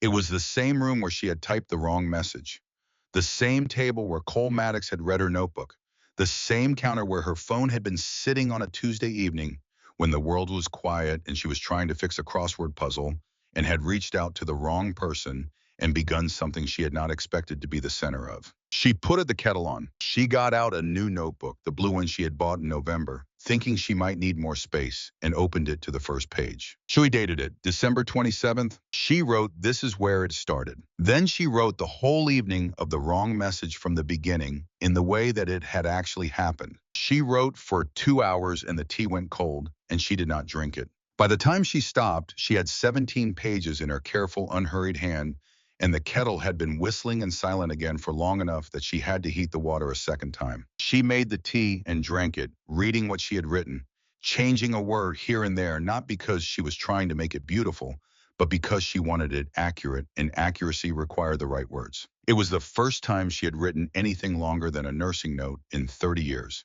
It felt like opening a window in a room where the air had been still too long. Over the following weeks, the story grew in the blue notebook at the rate of several pages a week. She wrote in the mornings before the crossword, and sometimes in the evenings when the house was quiet in the right way, and occasionally on the porch in the middle of the afternoon, when the light was good and the pen moved easily. She wrote about Elaine and about Gerald, and about the particular shape of grief when it is not acute but chronic, when it has become the background frequency of daily life. She wrote about what it had felt like to stand at her window at 2:15 in the morning and see what she saw and know it for what it was. She wrote about the APS investigator's silver sedan appearing on a Sunday, which was when she had understood that things were really moving. She wrote about Cole Maddox not as a character she had assembled from description, but as someone she had come to know over a series of conversations that had been more honest than most conversations she could remember in recent years, because they had been conducted across a kind of distance geographic circumstantial that sometimes made honesty easier. In February, Pat Wren called with more news. Grant Calloway had entered a plea negotiation. His attorney was suggesting a guilty plea on the financial exploitation charge in exchange for reduced sentencing recommendations. The DA was considering but had not accepted. The Tucson case was moving separately on its own track. Pat said, "What I want you to know, Tom, is that Elaine's statement to the APS investigator, combined with your documentation and Vivian's financial records, made this case holdable. He cannot dispute the pattern because the pattern is documented." He thought the weakness in this kind of case was the subject's unwillingness to testify. He didn't account for a neighbor with a notebook. Dot said he underestimated Elaine. He thought she was isolated. Pat said yes. That's the structural flaw in his approach. The isolation has to be complete for it to hold. One person on the other side of a fence who keeps writing things down can unravel the whole architecture. After the call, Dot texted Cole with the update. He replied with a single word, "Good." She typed back, "How are you?" A pause longer than usual. Then had a hard week. Anniversary of Eli. She held the phone for a moment. Then she typed, "I'm sorry. I am very sorry, Cole." He replied, "Thanks. Got through it. The guys are good about those days. They know to come around." She thought about that. She thought about the particular gift of people who knew which days were the difficult ones and came around on those days without being asked, not with solutions, but with presence. She typed, "Tell me about Eli if you want to." Another long pause. She thought maybe she had overstepped. Then the reply came longer than his usual messages in paragraphs rather than short lines. He wrote, "Eli was quiet the way I am," which meant he kept a lot inside. He drew all the time buildings, bridges, cityscapes, things he was going to build. He had a sketchbook he carried everywhere. When he died, I kept the sketchbook. I still look at it sometimes. He had this way of drawing structures that made them look like they were still in the process of becoming. The lines were never quite finished, like there was always another version he was considering. I don't know anything about architecture, but I thought what he drew was beautiful. He would have been 27 this year. Dot read it twice. Then she typed, "He sounds like someone worth knowing." She used the same words Cole had said about Gerald in the diner in December, and she trusted him to know why. His reply came after a moment, "Yeah, he was. Then I'm going to come back through Millhaven in March, after the hearing, if you don't mind." She typed, "I don't mind at all." He replied, "I'll bring the guys. They've been asking about you." She looked at that for a moment and thought about 7 men who had slept in trucks on her behalf asking after her. Then she typed, "Tell them I'll have breakfast ready." He replied, "I'll warn them not to eat first." She smiled at her phone.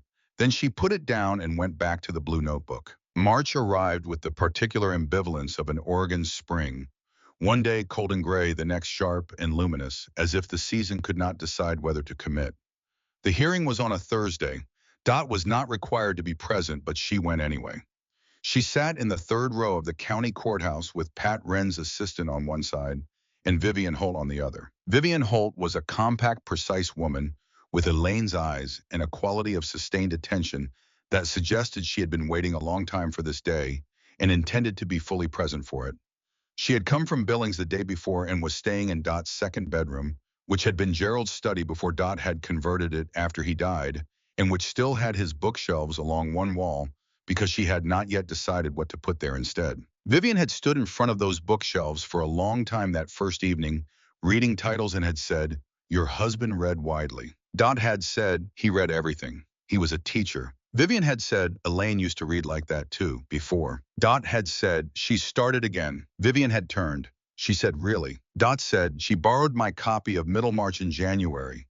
She gave it back last week with 3 pages of notes folded inside. I didn't ask for the notes. She just included them. Vivian looked at the bookshelves for another moment. Then she said, "Thank you for being her neighbor." Dot had wanted to say something adequate to that, but there was nothing adequate. So she had said she was worth being a neighbor to. At the hearing, Grant Calloway's plea agreement was accepted. Guilty on one count of financial exploitation of a vulnerable adult. Sentencing was set for 6 weeks out.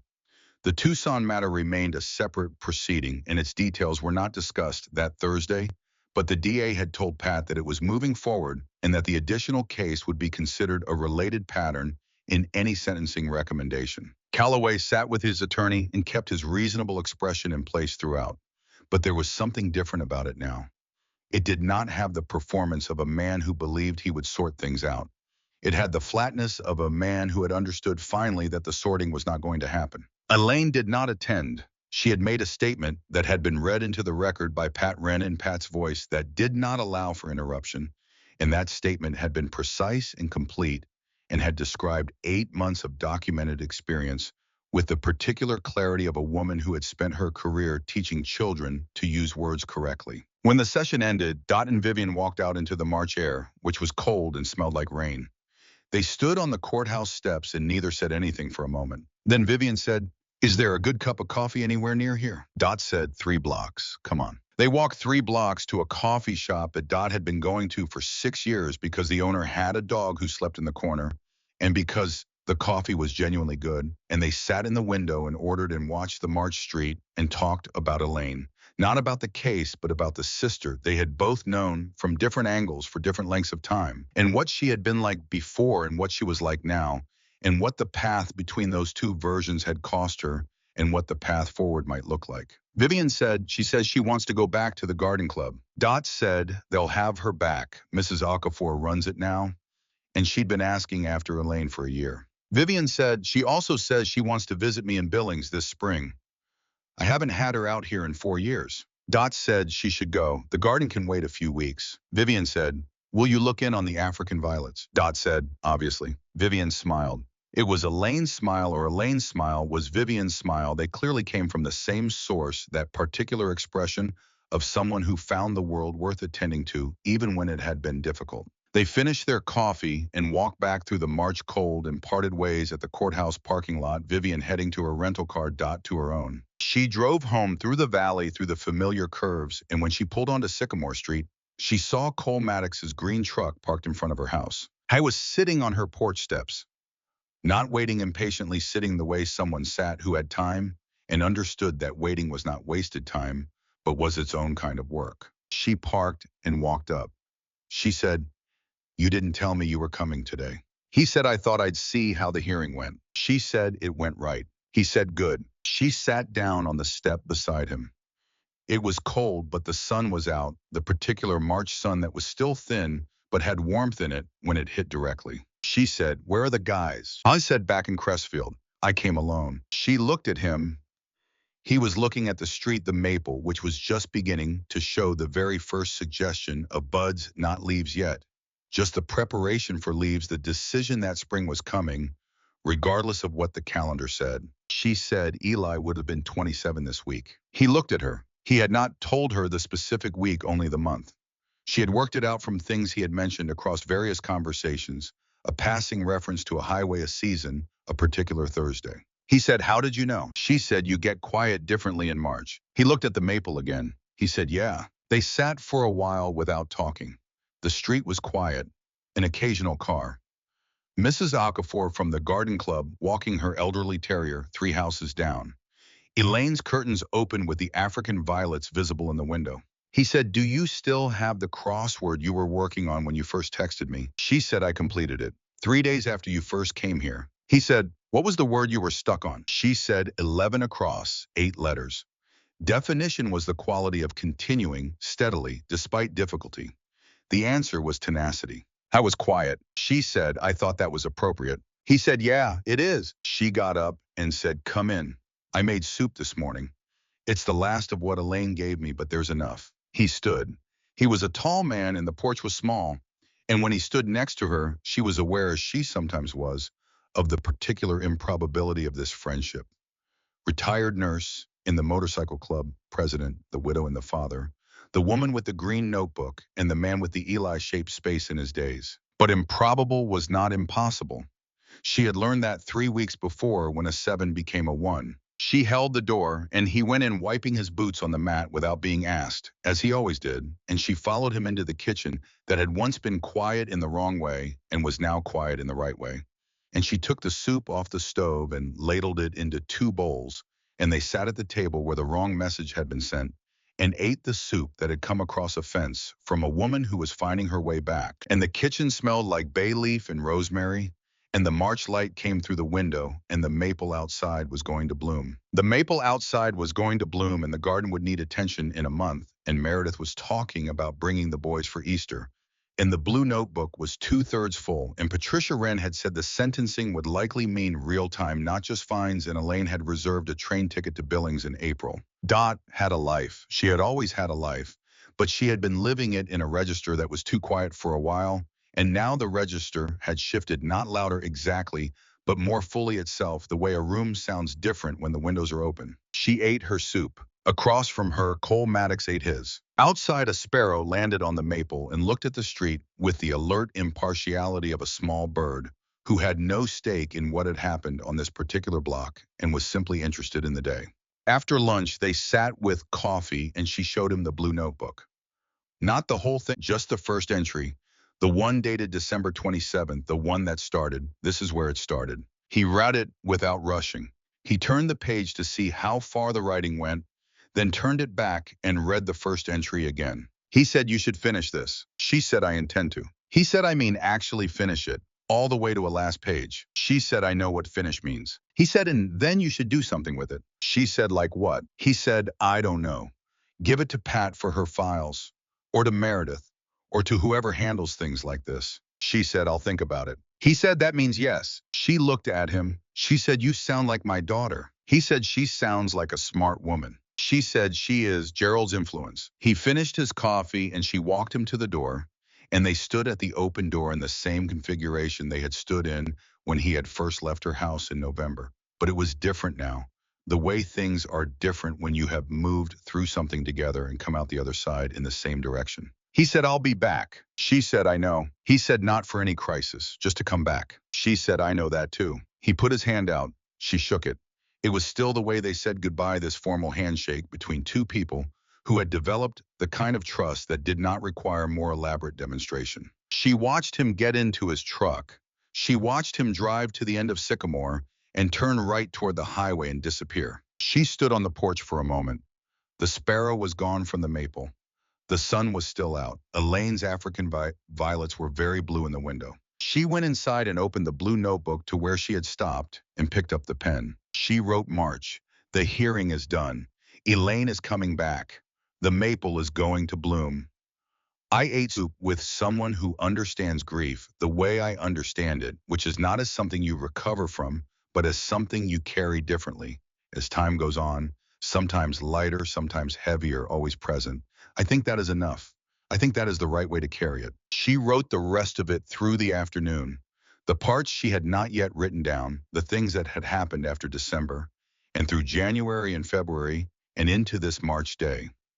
She wrote them the way she wrote everything, with the specificity of someone trained to notice what others overlooked, the precise detail that made the record accurate, and the record was what mattered. When she finished, the light through the window had gone golden and thin, and the afternoon was becoming evening. She set the pen down and read the last paragraph she had written. She had not planned a last paragraph, but there it was, and it said what it needed to say. "What I know now that I did not know in October is this: a quiet life is not a small life.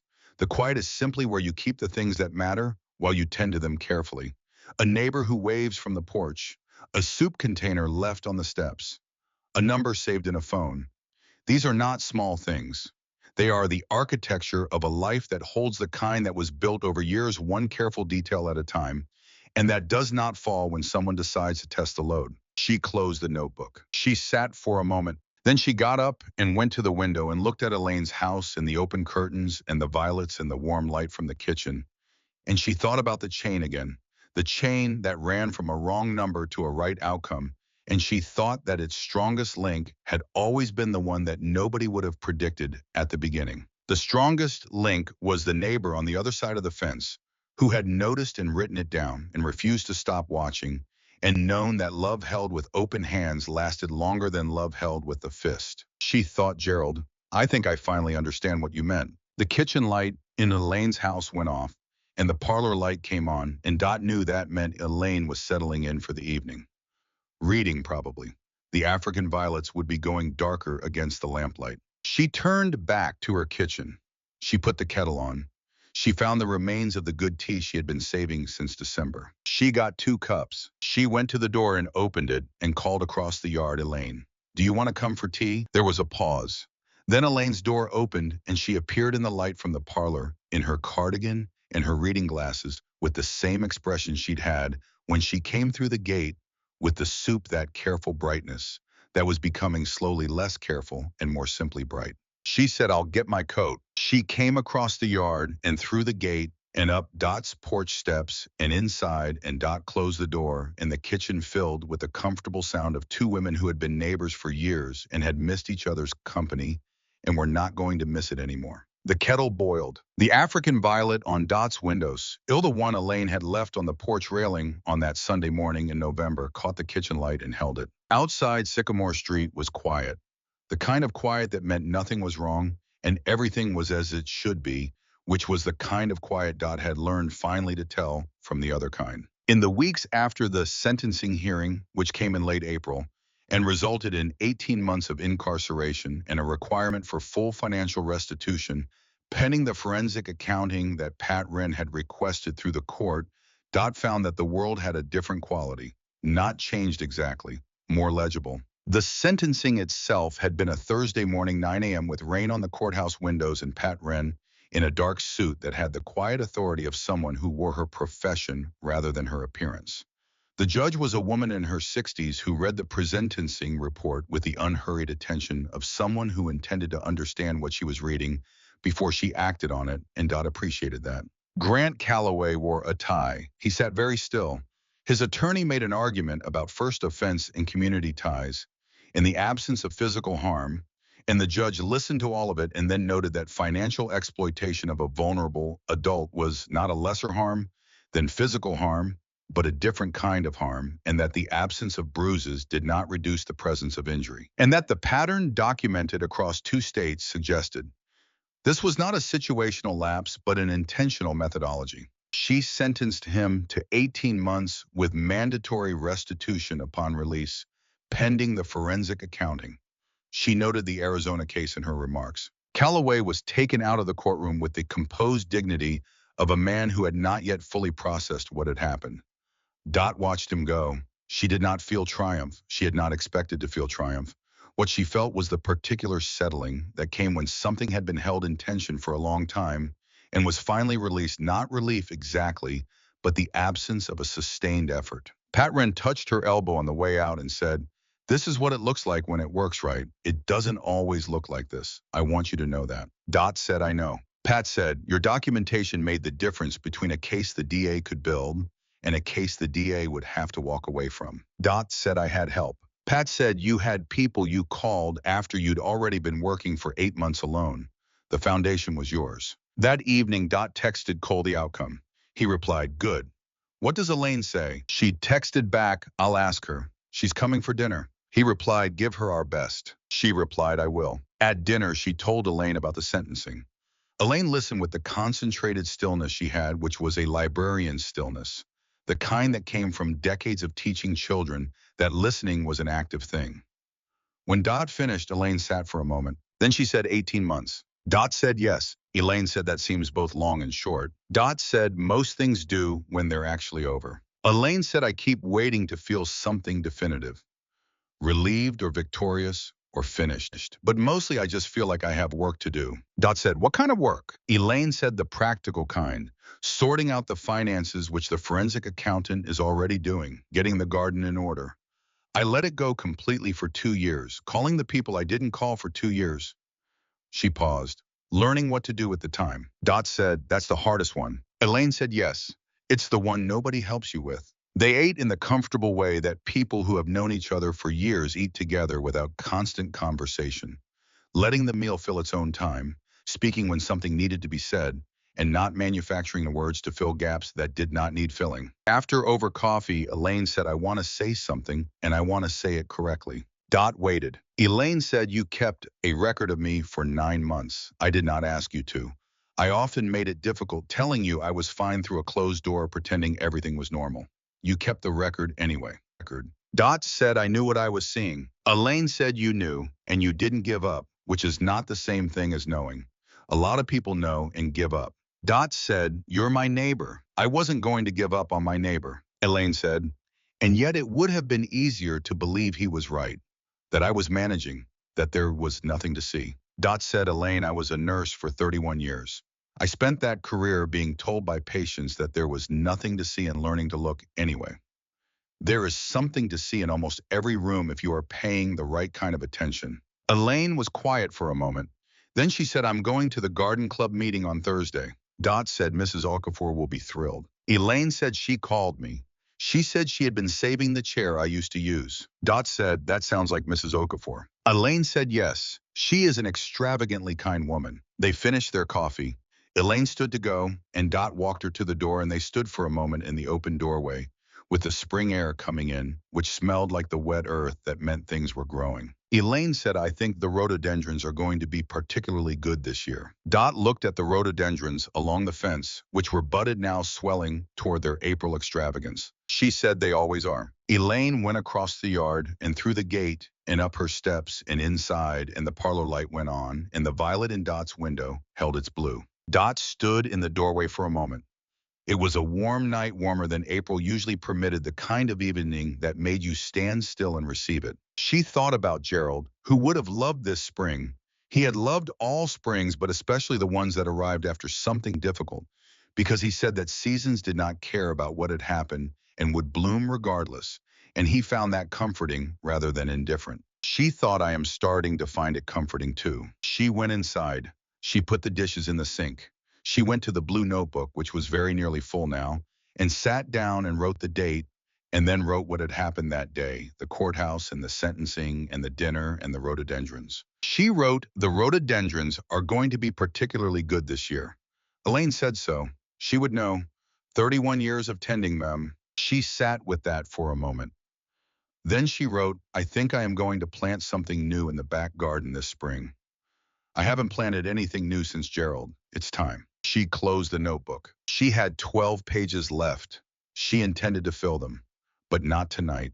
Tonight was enough. Over the course of April, as the rhododendrons did exactly what Elaine had predicted and staged their annual spectacle along the fence, several things completed themselves in the quiet way that things complete themselves after the central drama has concluded. Vivian Holt called twice from Billings, once to report that Elaine's visit had been arranged for mid-May, and once simply to talk, which Dot found she enjoyed. Vivian was direct and dry and had the particular quality of someone who had spent 67 years being exactly who they were, and Dot respected that immensely. Sandra filed for divorce in February, and Dot did not feel it was her place to have an opinion on that, except that she thought it was correct. Sandra had visited her mother 3 times since Christmas, and each visit had been longer and less careful, and on the last one she had stayed 5 days and helped Elaine plant the spring bulbs in the front bed, and they had come inside with dirty hands and made soup together, and that seemed like enough of a verdict. The forensic accountant finished her report in April. Of the money Grant Calloway had moved out of Elaine's account, 63% was recoverable. The remaining 37% had been distributed through a network of minor transactions that would require more litigation to pursue. Pat Wren recommended they take the 63% in the judgment, in the prison time, and let the rest be the cost of having trusted someone who was not trustworthy. Elaine agreed. Dot thought that was wisdom. Not justice exactly, because justice never came at full price, but wisdom about what fighting further would cost and whether the return was worth it. Patricia Wren came to Millhaven on a Saturday in late April. Not for business, the case was in its resolution phase and did not require her presence, but because she had told Dot she wanted to see the street that had been the subject of so many phone calls and filings and motion deadlines. She parked in front of Elaine's house and stood on the sidewalk and looked at the 2 houses side by side, the yellow one and the green one, with the low fence between them and the rhododendrons blazing. She said to Dot, who had come down the porch steps to meet her, This is a very ordinary-looking block. Dot said, that's the point, I think. It's supposed to look ordinary. Pat said, and yet. Dot said, and yet. They walked along the block together while Pat asked the questions she had wanted to ask in person where Dot had stood to see the garage light. Incident, how far the distance was between the houses. What angle of view the kitchen window offered to Elaine's side porch. These were not questions that would change anything legally. They were questions from a woman who needed to understand the physical reality of the world she had been operating in from a distance. Pat stood at the low fence and looked at the rhododendrons. She said she really does keep them well. Dot said she has for as long as I've lived here. Pat said, there's something about a woman who tends beautiful things for 30 years, in spite of everything. I find that very. She stopped, started again. She said, I find that very worth defending. Dot said, yes, exactly that. They had coffee on Dot's porch in the April light, and Elaine came across to introduce herself, and the three women sat on the porch in the warm afternoon and talked. The way people talked when the crisis was over and the shape of life afterward was still being determined with the particular mixture of relief and forward-looking energy that came when a door that had been closed for a long time was finally opened to a weather that turned out to be bearable. Elaine showed Pat the African violets through the window. Pat said she had tried growing them twice and killed them both times, and Elaine said the secret was indirect light and forgetting to worry about them, which Pat found insufficiently specific, but Elaine said was the actual answer. When Pat left, she shook Dot's hand and said, I'll need your documentation one more time for the final restitution filing. Formal copy. Dot said, I'll send you the photographs of each page. Pat said, you know you are the reason this case held together. Dot said, I was a nurse for 31 years. Holding things together is the job. Pat looked at her for a moment. She said, that's very modest. Dot said, it's also accurate. Pat laughed. It was the first time Dot had heard her laugh, and it was a good laugh, unguarded and brief. She got in her car and drove away, and Dot went back to her porch. Elaine was still in the garden, not tending it particularly, but standing in it the way people stood in their gardens in the late afternoon, just looking at what was there. Dot called Elaine, dinner. Elaine turned. She said, what are you making? Dot said, I thought the chicken. Elaine said, I'll bring something from the garden.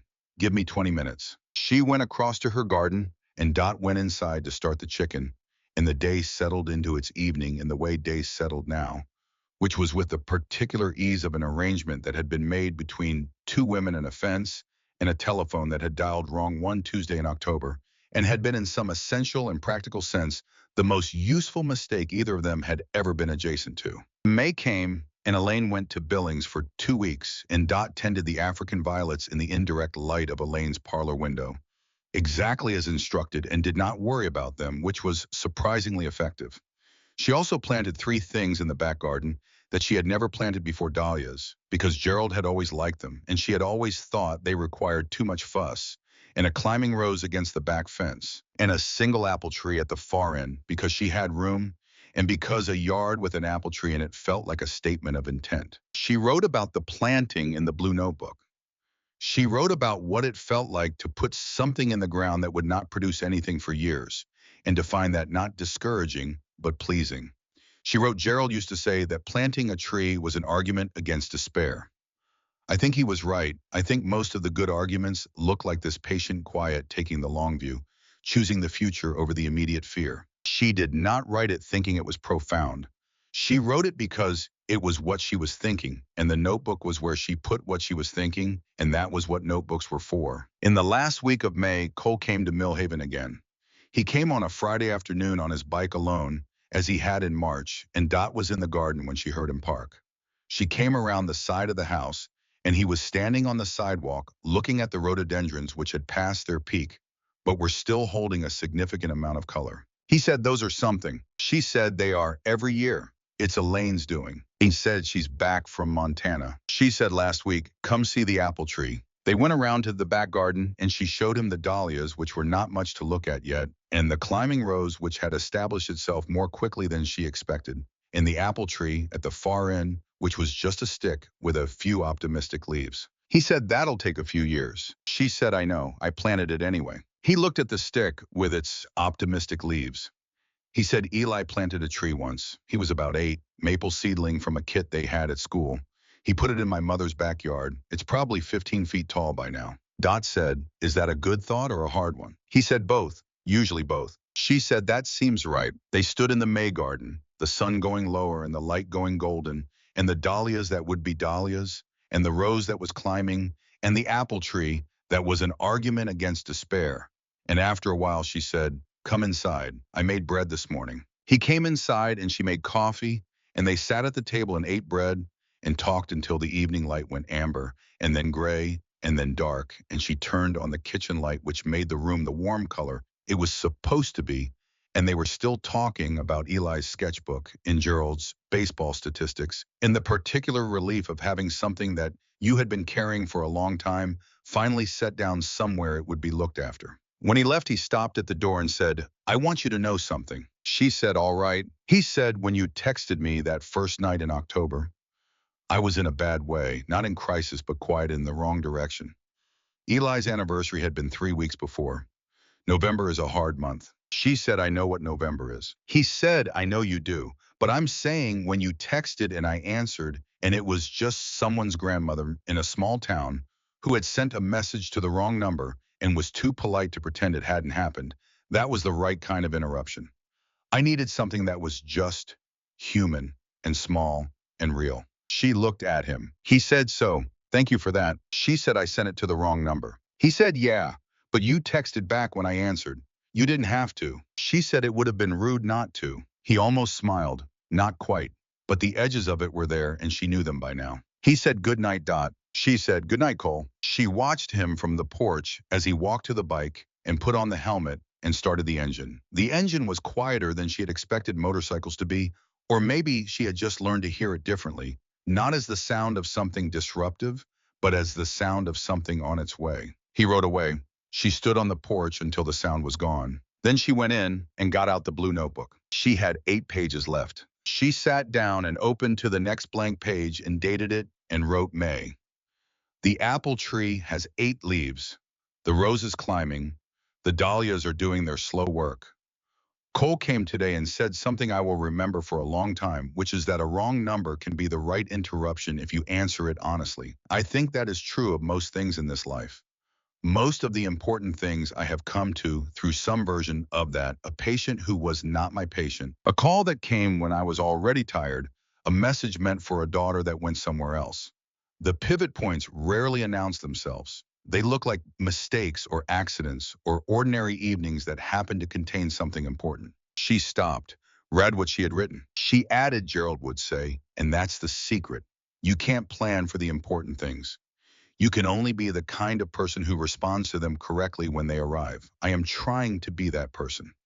I think I am learning to be that person. Maybe I always was and just needed a reason to notice. She wrote the rest of that notebook page and then turned to the next one and wrote that page and then the next. And by the time she was done, there were 2 pages left and she decided to leave them. Not everything needed to be filled.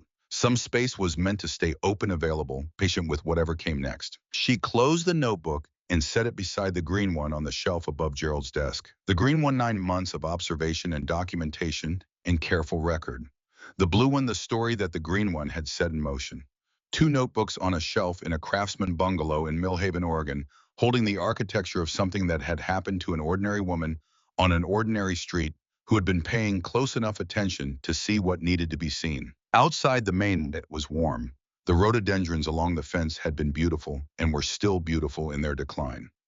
The apple tree at the far end of the garden was standing in the dark with its 8 leaves. The phone on the kitchen counter was quiet. Dot did not count the days of quiet anymore. She had stopped counting somewhere in December when the quiet had become the right kind.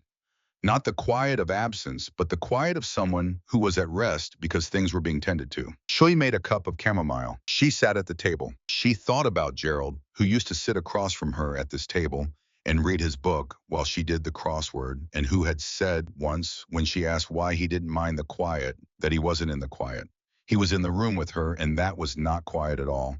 That was the most inhabited thing there was. She thought, I understand that now. I think I understand it now in the way that some things can only be understood from the other side of missing them. The chamomile was warm and the kitchen was lit, and across the yard, the parlor light in Elaine's house was the one visible between the rhododendrons. It was enough. It was exactly, precisely, correctly enough. She drank her tea. She was 68 years old.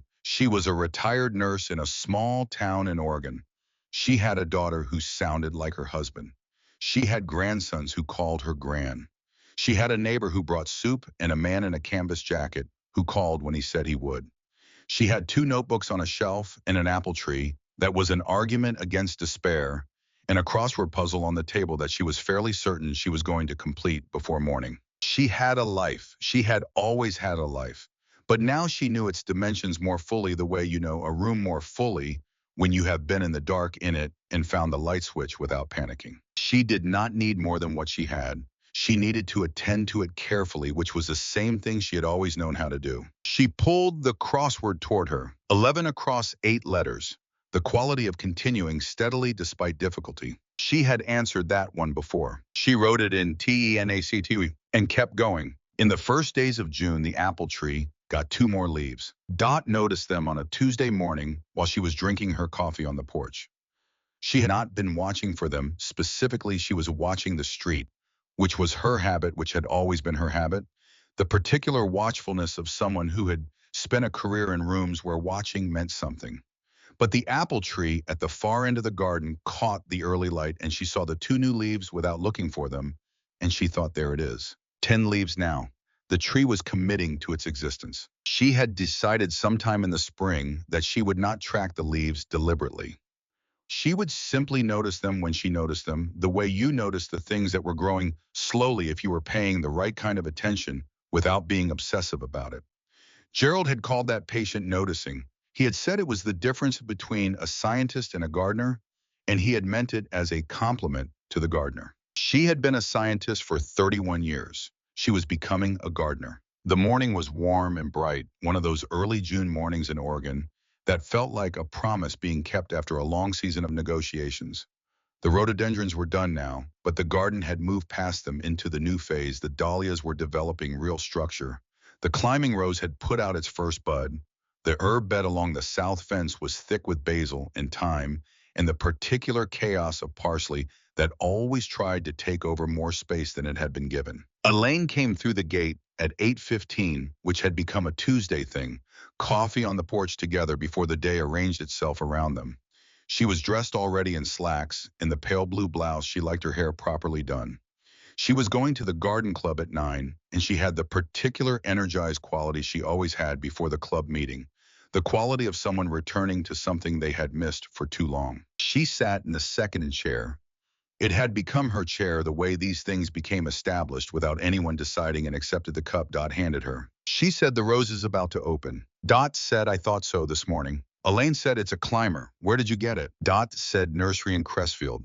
Cole mentioned they were good. Elaine said, that man has surprisingly specific horticultural opinions for a motorcycle club president. Dot said, eyes full of surprises. Elaine drank her coffee.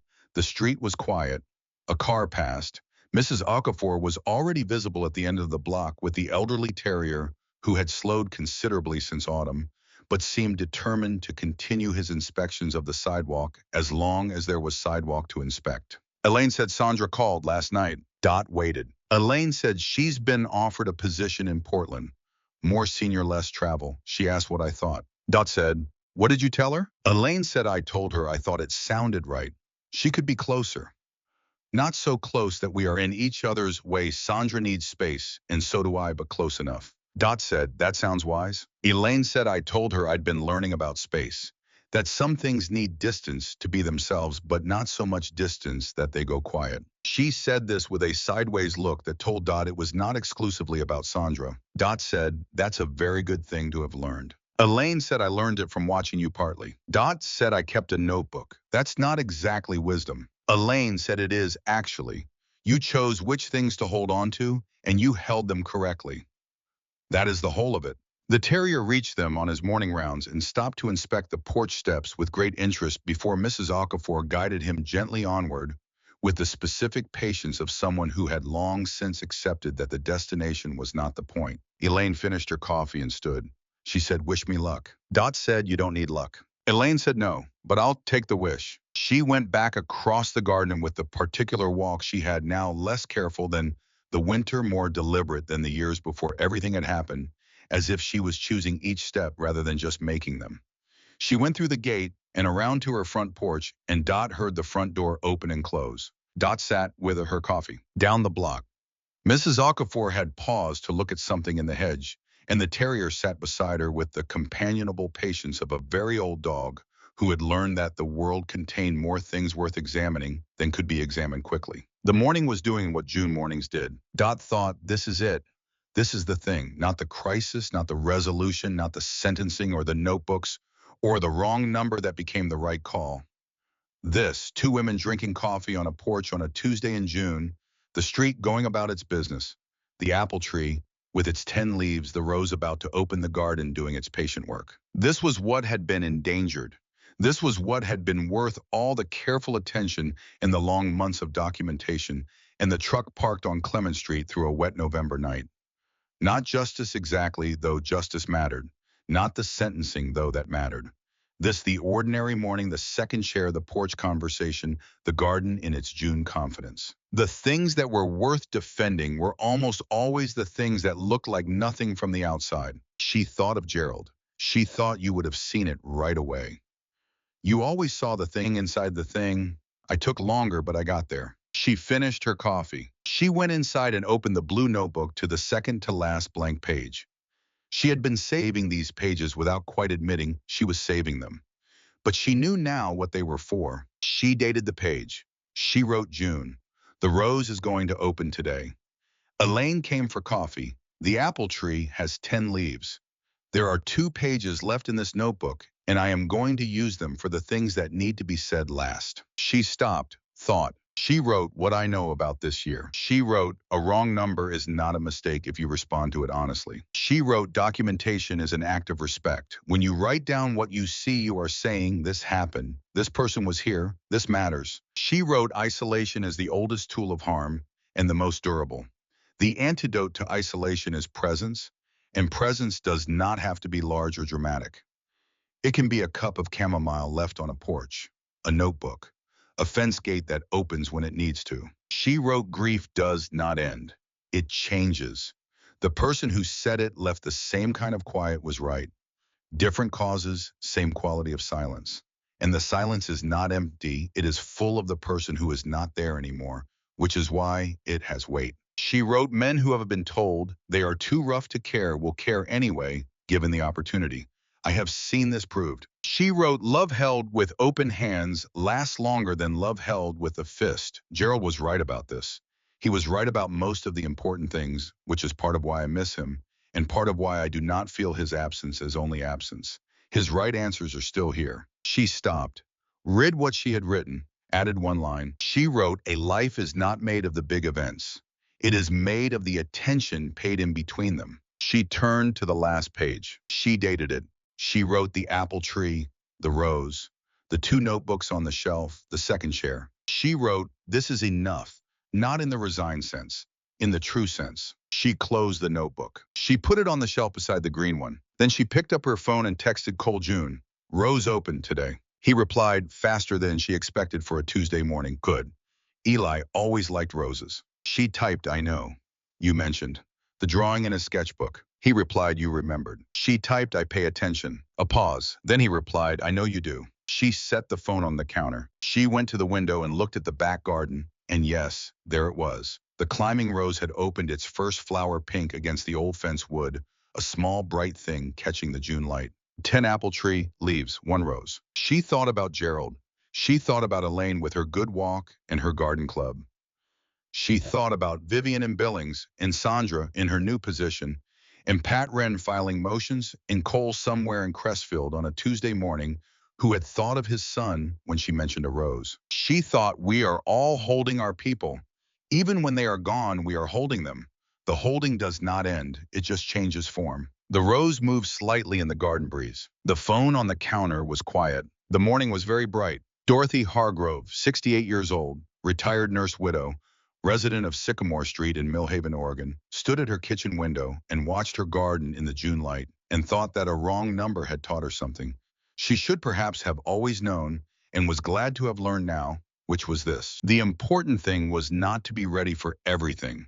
The important thing was to be awake when something needed you to be. She was awake. She went to get her crossword. The crossword was the Sunday edition, which she preferred because the Sunday edition had more room to be ambitious and did not apologize for it.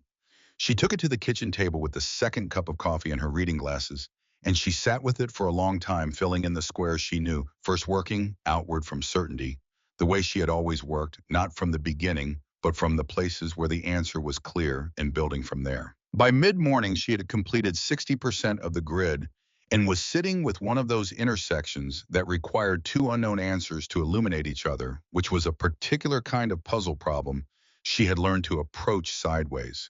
You looked at what you knew. You considered the possible shapes. You held your pen above the square, and you let the answer arrive in its own time. Meredith called at 10:30. She said, "Good morning, Mom. How are you?" Dot said, "Very well. Working the Sunday crossword. There is a rose in the garden." Meredith said, "That's the climbing one." Dot said, "Yes, first flower today." Meredith said, "I want to see it. We're talking about coming in August. Is that too late for the rose?" Dot said, "The rose will be going for months. Come in August. It will be excellent." Meredith said, "James wants to bring his brother. Is that all right?" Dot said, "I have a second bedroom. Vivian Holt survived it. It's perfectly comfortable." Meredith laughed. She said, "How is Elaine?" Dot said, "Garden club this morning. Sandra is moving to Portland. The African violets are in excellent condition." Meredith said, "And Cole?" Dot said, "Working in Crestfield as far as I know." Meredith said, "Have you told him you're writing the story?" Dot said, "Not formally. He knows I'm writing. I think he understands what it is." Meredith said, "Are you going to let me read it?" Dot said, "When it's done." Meredith said, "When will it be done?" Dot said, "It is done. I closed the notebook this morning." There was a pause. Then Meredith said, "Mom." Dot said, "Yes." Meredith said, "I'm so glad you texted the wrong number." Dot said, "So am I." Meredith said, I'm glad you answered when he wrote back." Dot said, "That seemed like the right thing to do." Meredith said, "It always seems like the right thing to do with you. That's one of your things." Dot said, "I learned it from your father." Meredith was quiet for a moment. Then she said, "I know. I see that more every year." They talked until 11, and then Meredith had to take the boys to something, and they said goodbye the way they said goodbye, warmly, briefly, with the confidence of people who knew they would talk again in a few days, because that was how they had arranged their relationship, more frequent and shorter, rather than infrequent and long, which suited them both. After Dot sat at the table with the crossword, the intersection that had been waiting for her was still waiting. She looked at it. She considered the shape of the crossing clues. She held the pen. The answer arrived. She filled in both squares. The answers completed four other entries she had been held up on. The grid opened like a door. She finished the crossword before noon. She sat back in her chair and then looked at the completed grid. Every square filled, every answer where it needed to be, the black and white of it very clean in the June light. She thought of the green notebook and the blue one on the shelf. She thought of the apple tree with its 10 leaves. She thought of the wrong number that had been the right thing. She thought, Gerald, I finished the Sunday crossword. Without the dictionary, first time in, I don't know, years. She imagined him at his side of the table with his book looking up over his reading glasses. She imagined him saying, I knew you had it in you. She smiled at the completed grid. Outside through the window, the garden was doing its patient June work, and the rose was open, and the day was long, and the street was quiet in the way that meant everything was as it should be. And Dorothy Hargrove, 68 years old, resident of Sycamore Street, Millhaven, Oregon, sat in her kitchen in the bright morning and was glad to be alive in it.